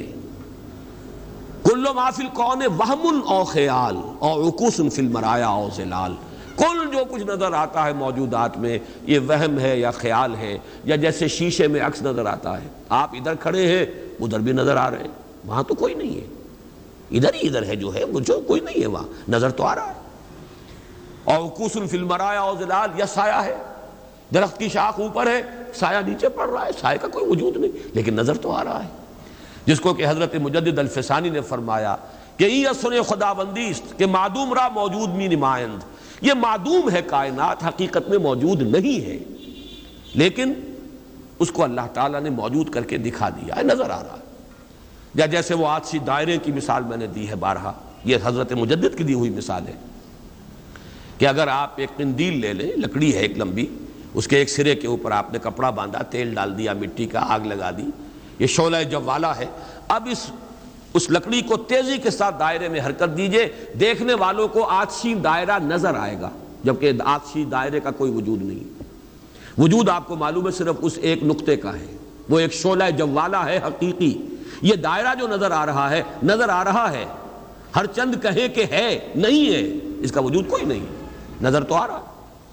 تو اپیئرنس اینڈ ریئلٹی، یہ بڑی مارکت الآرا کتاب ہے فلسفے کی، یہ در حقیقت جو کچھ نظر آ رہا ہے یہ ایک سراب ہے، حقیقت یہ نہیں ہے۔ حقیقی وجود صرف اللہ کا، اس کو میں یعنی وجود کے اعتبار سے توحید وجودی، یعنی میں نے جو ابھی گنوایا تھا، لا معبود الا اللہ، لا مطلوب الا اللہ، لا مقصود الا اللہ، لا محبوب الا اللہ، لا موجود الا اللہ، یہ وہ توحید وجودی ہے۔ شاہ ولی اللہ دہلوی رحمۃ اللہ علیہ فرماتے ہیں کہ یہ ہے توحید کی بلند ترین منزل، اور یہاں آ کر وحدت الوجود اور وحدت الشہود ایک ہو جاتے ہیں، ان میں کوئی فرق نہیں، تعبیر کا فرق ہے۔ چونکہ میری یہ رائے ہے، لیکن یہ فلسفے کا مسئلہ ہے، میں اس کو بیان نہیں کرنا چاہتا۔ قرآن مجید میں یہ مسئلہ یا سورہ حدید کی اس آیت میں آیا ہے، قرآن سے باہر سے بات نہیں کر رہا ہوں، لیکن یہ کہ ہر شخص کے ذوق کی چیز نہیں ہے، ہر شخص کا یہ نہ مزاج ہے، نہ ذوق ہے، نہ اس میں استعداد ہے، نہ صلاحیت ہے کہ ان مسائل پر غور کرے۔ تو میں یہ نہیں چاہتا کہ لازماً آپ میری اس رائے سے اتفاق کریں، لیکن یہ میں ضرور چاہتا ہوں کہ اگر سوء ظن ہے آپ کے دل میں کہ جو لوگ اس بات کو مانتے ہیں وہ مشرک ہو گئے، اس کو ذہن سے نکال دیجئے، اس لیے کہ پھر ناوک نے تیرے سید نہ چھوڑا زمانے میں، شاہ ولی اللہ بھی مشرک ہوں گے، حضرت مجدد بھی مشرک ہوں گے، باقی یہ رومی یہ تو ہے، ان کی تو خیر حیثیت ہی کیا ہے بیچاروں کی، وہ تو سب کے سب مہا مشرک شمار ہو جائیں گے، کوئی نہیں بچے گا پھر جو بھی ہمارے اکابر ہیں۔ ہاں محمد ابن عبد الوہاب بچ جائیں گے، ابن تیمیہ بچ جائیں گے رحمہم اللہ، باقی یہ کہ ان کے سوا بچنے والا اور کوئی نہیں ہے۔ تو یہ توحید وجودی یا وحدت الوجود یا وحدت الشہود میرے نزدیک قل هو اللہ احد، کہہ دو وہ اللہ ہے اکیلا تنہا۔ مجھے وہ بار بار جب میں سوچ رہا تھا قیس جنگل میں اکیلا ہے مجھے جانے دو، خوب گزرے گی جو مل بیٹھیں گے دیوانے دو، اللہ اکیلا ہے۔ اور واقعہ یہ ہے، یہ تصور جو ہے اگرچہ بہت بلند ہے، لیکن کبھی اگر اس کے کہیں کناروں تک بھی رسائی ہو جائے انسان کی، تو اس کی جو ایک وسعت پیدا ہوتی ہے اس کے ذہن میں، اس کا مینٹل ہورائزن وہ جو اس قدر وسیع ہو جائے گا، وہ اس کا تصور وہ شخص نہیں کر سکتا کہ جس کا کوئی بھی اس کے حاشیہ خیال میں یہ بات نہ آ سکتی۔ لیکن اس کا یہ مفہوم اگر نکال لیا جائے، عام لوگوں نے یہ سمجھا اس کا مطلب ہر شے خدا ہے، اگر کوئی شے موجود نہیں جبکہ تجھ بن نہیں کوئی موجود، پھر یہ ہنگامہ ہے خدا کیا ہے؟ کچھ نہیں ہے، نہیں ہے۔ یہ اصل میں جو وحدت الوجود ہے وہ یہ نہیں ہے کہ یہ سب چیزیں خدا ہیں، بلکہ یہ کہ خدا ہی ہے، باقی کچھ موجود نہیں، جو کچھ نظر آ رہا ہے وہ توہم ہے، خیال ہے، یہ صرف اپیئرنس ہے، اور اپیئرنس آپ کو معلوم ہے ہر وقت بدلنے والی شے ہے، painter high, every thing is changing, یہ سب ٹرانزینٹ چیزیں ہیں کہ جو گزر رہی ہیں، جیسے لہریں ہیں، لہر نظر آتی ہے لہر ہے، لیکن یہ کہ یہ بالکل عارضی سا ایک وجود ہے، اعتباری سا وجود ہے، لہر کا حقیقت میں کوئی وجود نہیں ہے۔ اسی طریقے سے یہ کائنات ہے، تو یہ نہیں ہے کہ جو کچھ ہے وہ خدا ہے، معاذ اللہ، یہ ہماوست ہے، اور یہ در حقیقت کفر بھی بن جاتا ہے، شرک بھی بن جاتا ہے۔ لیکن توحید وجودی یا وحدت الوجود یہ بالکل مختلف شے ہے، اور میرے نزدیک اس آیہ مبارکہ کا اصل مدلول یہ ہے، قل هو اللہ احد، بلند ترین توحید توحید وجودی، لا معبود الا اللہ سے لے کر لا موجود الا اللہ، اس لیے کہ احد کا لفظ واحد نہیں ہے، اکیل یکتا، لیکن اس سے بھی آگے بڑھ کر جو ترجمہ میں کر رہا ہوں وہ یہ ہے کہ کہہ دو اللہ اکیلا ہے، کوئی اس کے ساتھ نہیں۔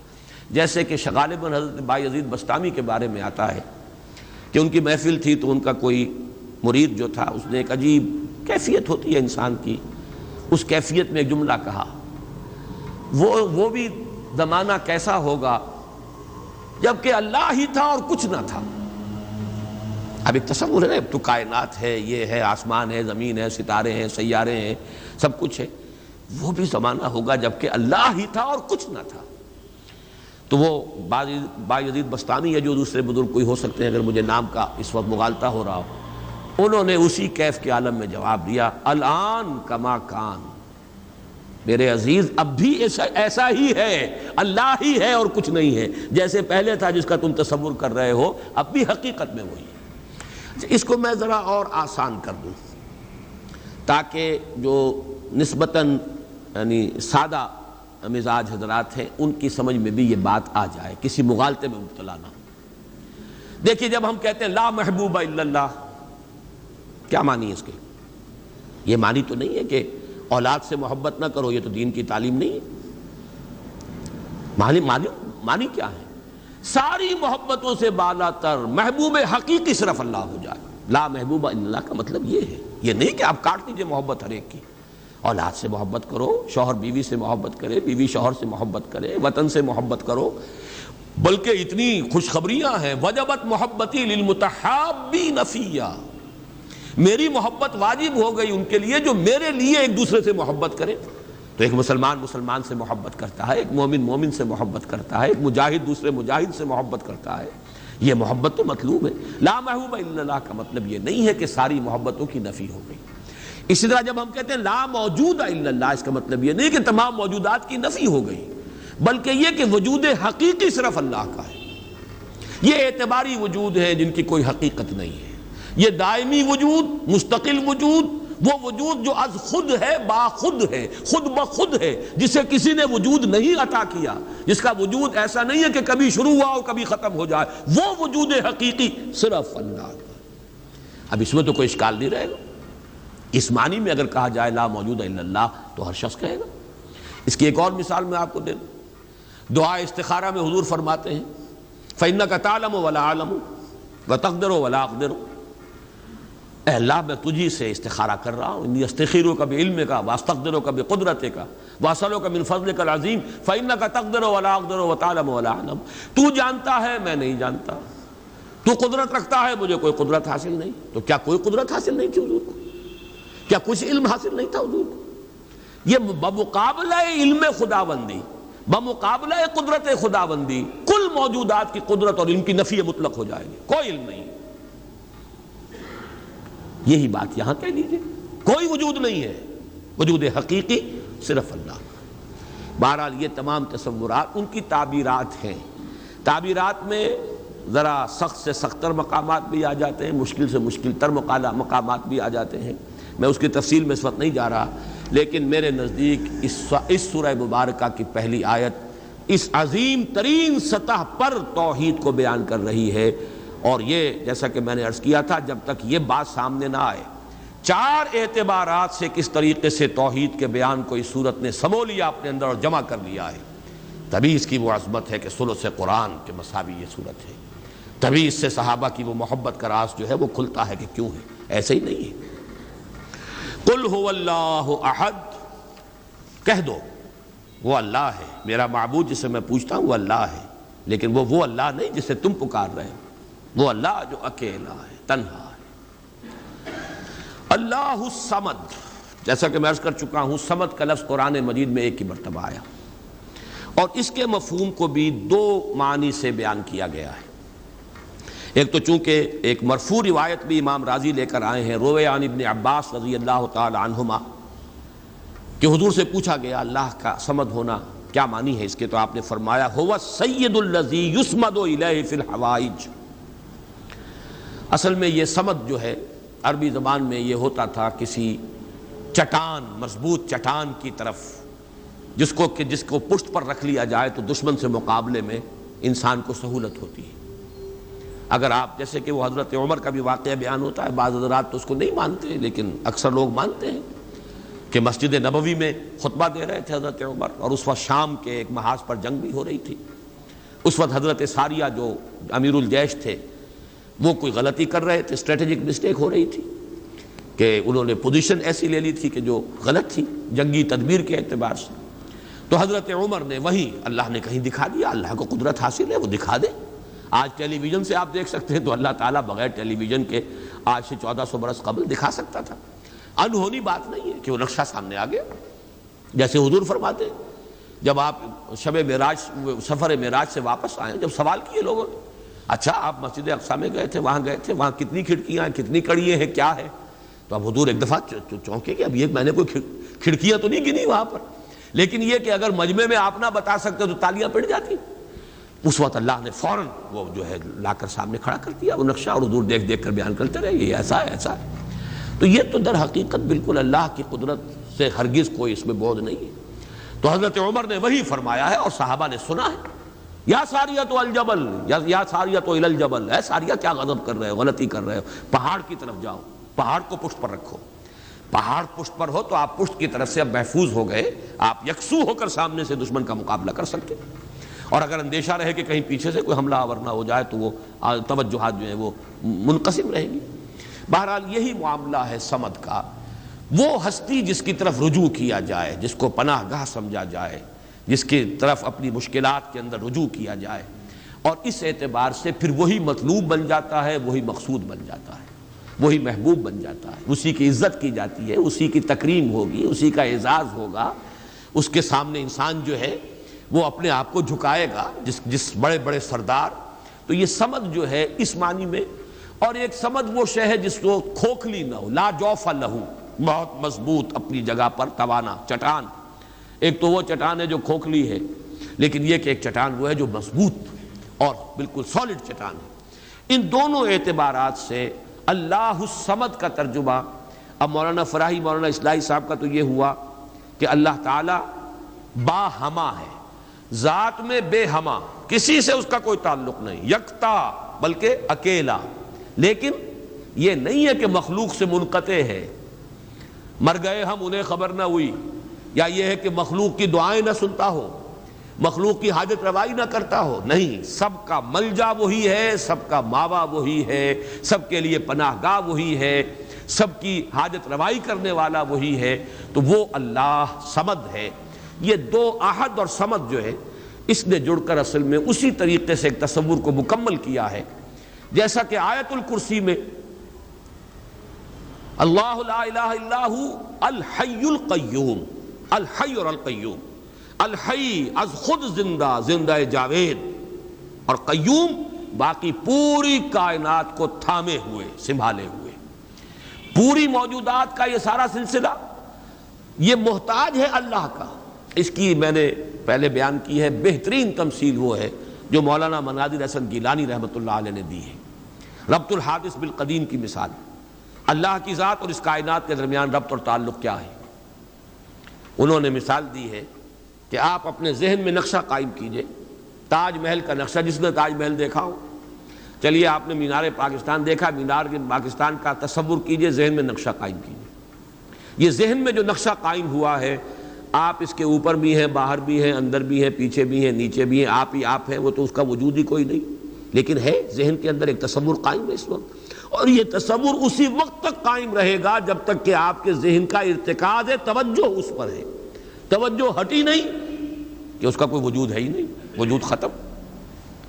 بالکل یہی معاملہ اس کائنات کا، یہ سارا سلسلہ اس کا قیوم اللہ ہے، تھامے ہوئے، اسی کی توجہ، اسی کی عنایت، اسی کی ربوبیت، اسی کی خبرگیری، اسی کی تدبیر، یہ سب اس کو تھامے ہوئے. تو اپنی ذات میں الحی، کائنات کے لیے القیوم، اسی طرح اپنی ذات میں الاحد، اکیلا، تنہا، بے ہما، اور پوری کائنات اور جملہ موجودات کے لیے الصمد، اسی کی طرف رجوع، اسی کی طرف توجہ، وہی مطلوب، وہی مقصود، وہی محبوب، وہی حاجت روا، وہی مشکل کشا. اس اعتبار سے اس میں توحید عملی آ گئی. اسی سے مانگو، اسی سے پناہ طلب کرو، اسی کی طرف توجہ کرو. انی وجہت وجہی للذی فطر السماوات والارض، اسی سے لو لگاؤ، اسی سے حاجت روائی کے لیے سوال کرو، اسی کے سامنے مشکلات پیش کرو. یہ جو ہے پھر اسی کی عبادت کرو، اسی کی اطاعت کرو، اسی کی بندگی کرو، اسی کی توقیر کرو، اسی کی تعظیم کرو. یہ تمام چیزیں کہ جو عمل میں آ جائیں گی وہ توحید وجودی، یہ توحید عملی. قل هو اللہ احد اللہ الصمد. تیسری آیت میں ہے توحید ذاتی، لم یلد ولم یولد. میں شرک کے مختلف اقسام کے ضمن میں جو 6 کیسٹ ہیں، اللہ کا شکر ہے بہت دنیا میں عام ہوئے ہیں، اس میں یہ تقسیم بیان کر چکا ہوں. شرک فی الذات، شرک فی الصفات، اور شرک فی العمل یا شرک فی الحقوق. یہ 3 شرک ہیں. شرک فی العبادت، یہ تیسری جو نوعیت ہے، اس کے لیے شرک فی الحقوق بھی کہا جا سکتا ہے. اسی کا حق ہے کہ اس کی عبادت کی جائے، اور اسی کو اس کو شرک عملی بھی کہہ سکتے ہیں. بہرحال شرک عملی کی جڑ کاٹ دی اللہ الصمد. پہلا جو توحید کا درجہ ہے وہ بہت بلند ہے، بہت اونچا ہے. یہ حکماء اور فلاسفہ کی بھی چوٹی کے لوگ، جہاں حکمت اور تصوف دونوں چیزیں جا کر جڑ جاتی ہیں، وہ ایک مقام ہے. خالص فلسفہ بھی انسان کو کہیں نہیں لے کے جاتا، اور عقل اور فکر کی بلندی نہ ہو تو تصوف بھی محض نفسیاتی ریاضتیں بن کر رہ جاتی ہیں، سائیکولوجیکل ایکسرسائزز کے سوا کچھ نہیں رہتا. اصل تصوف جس کا میں قائل ہوں وہ ہے کہ جو فکر اور فلسفے کی بھی انتہا ہو، اور پھر اس کے ساتھ یہ جو اللہ کے ساتھ انسان کا قلبی، ذہن اور قلب دونوں کے اتحاد کے ساتھ اللہ کے ساتھ ایک رابطہ. بہرحال تو یہاں جو تیسرا شرک ہے، اور جو ہمارے اس شرک کے بیان میں آتا ہے نمبر 1 پر، بدترین شرک، شرک فی الذات. اس کی بدترین صورت، فلسفیانہ صورت تو وہ ہے ہماوست، اللہ ہی نے اس کائنات کا روپ دھار لیا ہے۔ برف تھا پگھل کر پانی بن گیا، اللہ تھا اس نے ہی اس کائنات کا روپ دھار لیا۔ اب اللہ کہاں ہے؟ یہی کائنات اللہ ہے۔ اللہ پانی تھا وہی تو بھاپ بن گیا، اب پانی کہاں ہے؟ یہ بھاپ ہی تو پانی ہے۔ ایک یہ شکل ہے، یہ بدترین صورت ہے شرک فی الذات کی، یہ ہے وہ ہماوست، یہ جس میں کہ ہر شے خدا بن گئی، اس لیے کہ خدا ہی نے در حقیقت یہ صورت اختیار کر لی۔ یا پھر مذہبی میدان میں یہ شرک آیا ہے اللہ کے لیے بیٹا بیٹی۔ بیٹا بیٹی ایک تو یہ سمجھے اولاد جو ہے وہ جز ہوتا ہے۔ اولاد کیا ہے؟ باپ کا ایک نطفہ ہے، اسی سے تو اسی نے ڈیولپ ہو کر ایک شکل اختیار کی ہے نا۔ اور پھر وہ کفو ہوتا ہے برابر کا، سید باپ ہے تو بیٹا بھی تو سید ہی ہوا نا، مغل باپ ہے تو بیٹا بھی مغل ہے، اسی طریقے سے گھوڑا ہے تو بیٹا بھی گھوڑا ہی ہے۔ وہ تو جنس جو ہے اس میں کفو جس کو کہتے ہیں ہم، برابری کا معاملہ یہ ہے اولاد کے اندر، اس سے زیادہ برابری کا اور کوئی تصور نہیں ہے۔ اس پہلو سے لم یلد ولم یولد نے جڑ کاٹی ہے ان تصورات کی کہ حضرت مسیح کو خدا کا بیٹا بنا دیا گیا، کسی نے حضرت عزیر کو خدا کا بیٹا بنا دیا، ملائکہ کو اہل عرب جو ہے خدا کی بیٹیاں قرار دے رہے ہیں۔ یہ بیٹا بیٹی کا تصور، جیسے قرآن کہتا ہے کیسے ہو جائے گی اس کی اولاد جبکہ اس کی کوئی جوڑی نہیں، وَلَمْ تَكُنْ لَهُ صَاحِبَةٌ، کوئی تصور نہیں۔ اور عیسائیوں میں تو خیر ایک طبقہ وہاں تک بھی گیا ہے کہ حضرت مسیح کی والدہ حضرت مریم کو بھی الوہیت میں شامل کیا ہے۔ اولین تثلیث تو یہی تھی کہ اللہ اور حضرت مریم اور حضرت عیسیٰ، بعد میں یہ کہ حضرت مریم کو نکال کر اور روح القدس کو شامل کیا گیا، God is Father, God is Son and the Holy Ghost یا ہولی اسپرٹ۔ یہ تثلیث ہے جو عام طور پر اب چلتی ہے، لیکن پہلے تو تثلیث کے اندر جیسے کہ قرآن مجید میں بھی ہے، حضرت مریم کو بھی انہوں نے شامل کیا تھا۔ اس اعتبار سے نوٹ کیجئے کہ لم یلد ولم یولد یہ در حقیقت توحید ذات، نہ اس نے کسی کو جنا نہ وہ جنا گیا، نہ کوئی اس کے والدین، نہ کوئی اس کی جورو، نہ کوئی اس کی اولاد۔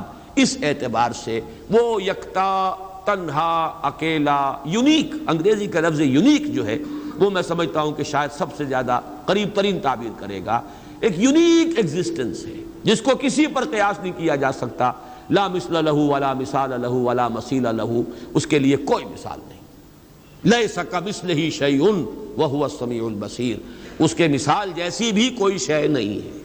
یعنی یہ اب اس سے زیادہ ہماری زبان ہے، عربی زبان بھی تو آخر انسانوں کی زبان تھی، اس میں کسی ایک ایبسولوٹ اور مطلق تصور کو پیش کرنے کی جو لیمیٹیشن ہے وہ نہیں، لیسا کمثلہ شیء، اب یہ اس سے زیادہ جو ہے نفی کرنا مثل کی، مثلیت کی، وہ ممکن نہیں۔ اور جیسا کہ میں نے اپنی تقریروں میں بیان کیا ہے، اس شرک پر اللہ کا غضب سب سے زیادہ بھڑکتا ہے، اس لیے کہ یہ تو ذات میں شریک کر دیا آپ نے اللہ کی، چونکہ یہ فلسفیانہ ہماوست وغیرہ عرب میں وہاں موجود نہیں تھے، یہ ہندوستان کی بیماریاں تھیں، لہذا قرآن مجید میں اس کا ذکر اس انداز میں نہیں ہے۔ البتہ شرک فی الذات کی ایک شکل کے جو وہاں موجود تھی وہ بیٹا بیٹی کا تصور، اور شرک فی الذات ہی کی دوسری شکل جو ہندوستان میں یا اور دوسری جگہوں کے فلسفیانہ مذاہب میں ہے وہ ہماوست، کہ خدا ہی نے در حقیقت یہ روپ، وہ انکارنیشن کہیں یا یہ کہ یہ حلول و اتحاد ایجا محالست، یہ سارے تصورات جو ہیں یہ فلسفیانہ ہیں۔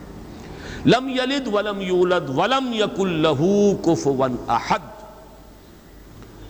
اور نہیں ہے کوئی بھی اس کا کفو، کفو کاف فے اور واو، اور کاف فے اور حمزہ، پھر یہ وہ ہے جو الف واو اور یہ جو ہے بدل جاتے ہیں، یہ ایک ہی مادہ ہے، اسی سے مکافات ہے، بدلہ، جیسا دناہم کما دانو مکافات۔ کف جو ہے کہتے ہیں ہمسر، جس کے لیے ہمارے ہاں جب علماء تقریریں کرتے ہیں تو جو ان کے خطبات ہوتے ہیں، لا ضد لہ ولا ند لہ، ضد اور ند یہ در حقیقت جو بھی ہمسر ہوگا وہ تو مقابلے میں آئے گا، وہ تو چیلنج کرے گا کہیں نہ کہیں، تو ضد بھی کہتے ہیں کسی کا حریف، ند مخالف۔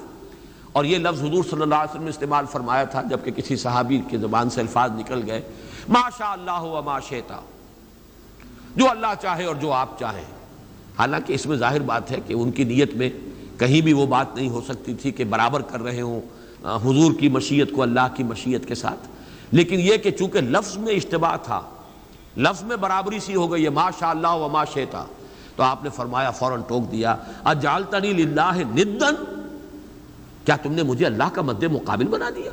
مشیت تو ایک ہی ہے، اسی کی مشیت چلتی ہے، کتنا ہی چاہے انسان، انک لا تہدی من احببت ولکن اللہ یہدی من یشاء، آپ کتنا ہی چاہیں کسی کو ہدایت دینا، آپ کے اختیار میں نہیں ہے کہ جسے چاہیں ہدایت دے دیں، یہ تو اللہ کی مشیت ہے، اس کا اختیار ہے۔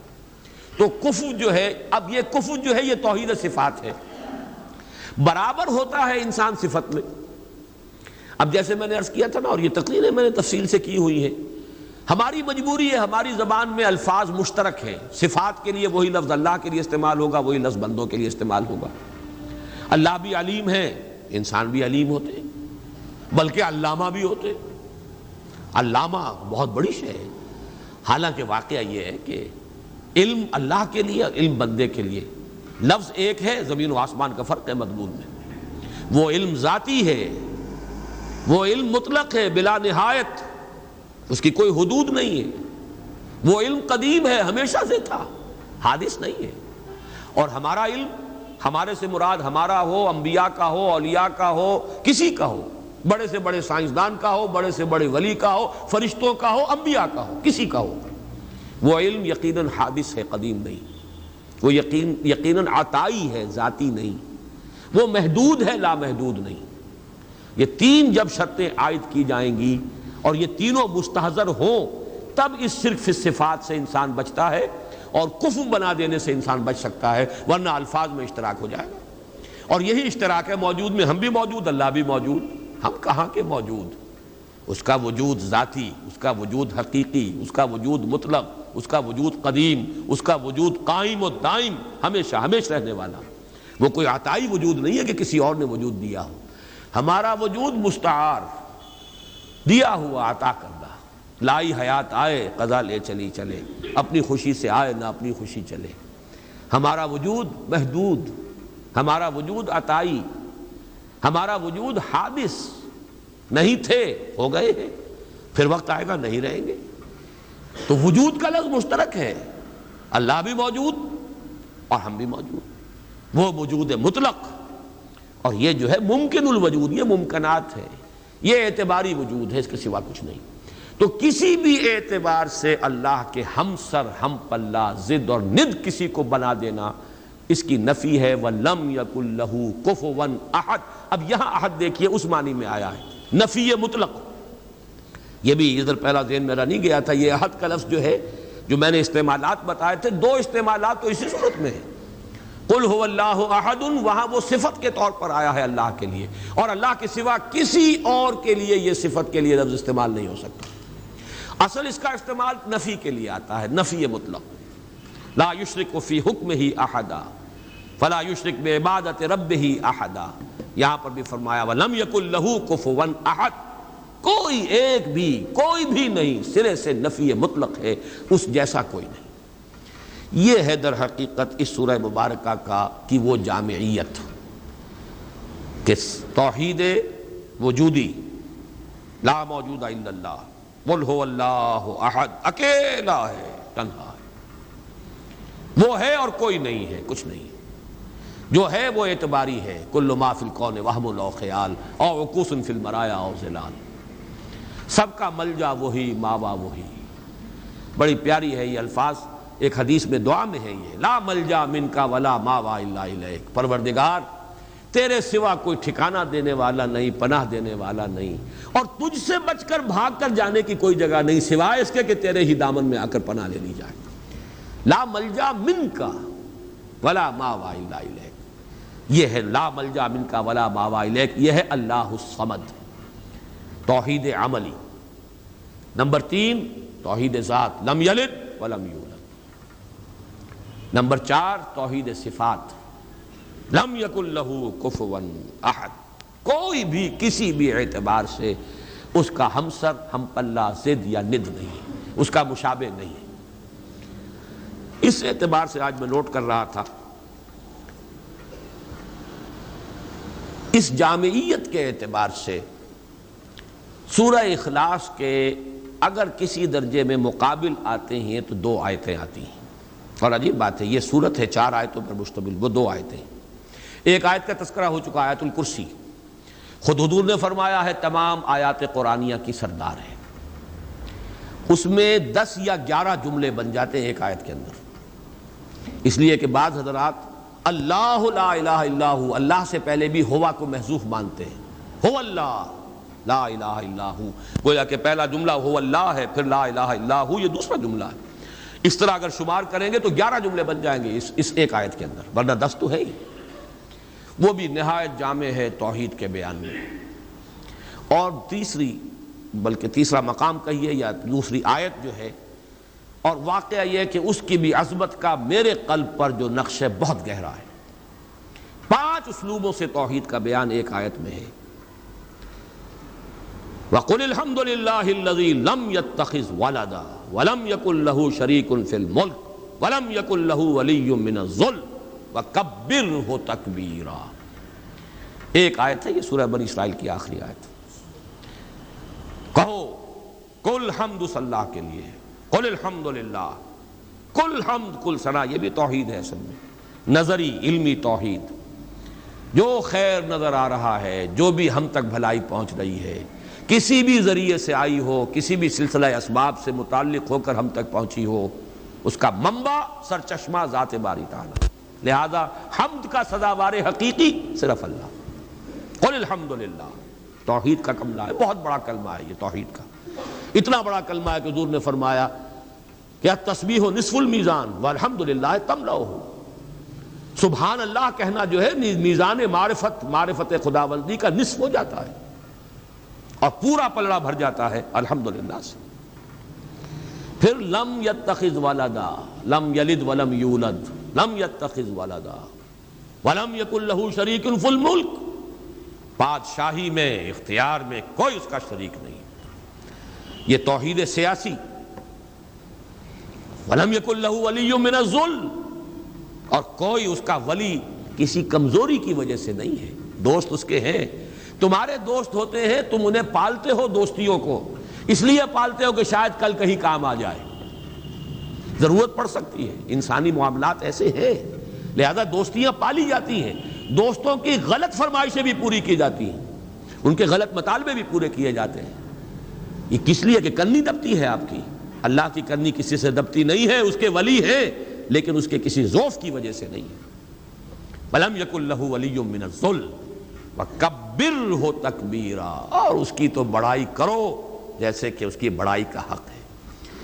یہ آیہ مبارکہ بھی میں نے صرف یہ نوٹ کرا دیا آپ کو کہ اس سورہ مبارکہ کے قریب آتی ہیں اپنی جامعیت کے اعتبار سے یہ آیات، لیکن ظاہر بات ہے کہ سورہ اخلاص ابتدا میں نازل ہوئی، ابھی چہمے گوئیاں شروع ہی ہوئی تھی، یہ کسے پوجتے ہیں، ان کا معبود کون ہے، اس کی شان کیا ہے، اس کی صفات کیا ہے، صف لنا ربک اور انصب لنا ربک، اس کا جواب بہت سادہ الفاظ میں لیکن جامعیت اس کے اعتبار سے جو اپنا منفرد مقام ہے وہ سورہ اخلاص کا ہے، اور جبکہ وہ ہمارے پاس حضور صلی اللہ علیہ وسلم کے اقوال موجود ہیں ثلث قرآن کے مساوی، اللہ تعالیٰ اس سورہ مبارکہ کا صحیح فہم گہرائی میں اس کا جو قلب کے اوپر، ذہن کے اوپر، ہماری سوچ پر، ہماری نفسیات پر جو اثرات مترتب ہونے چاہیے، اللہ تعالیٰ ان سب سے ہمیں بہرہ مند فرمائے۔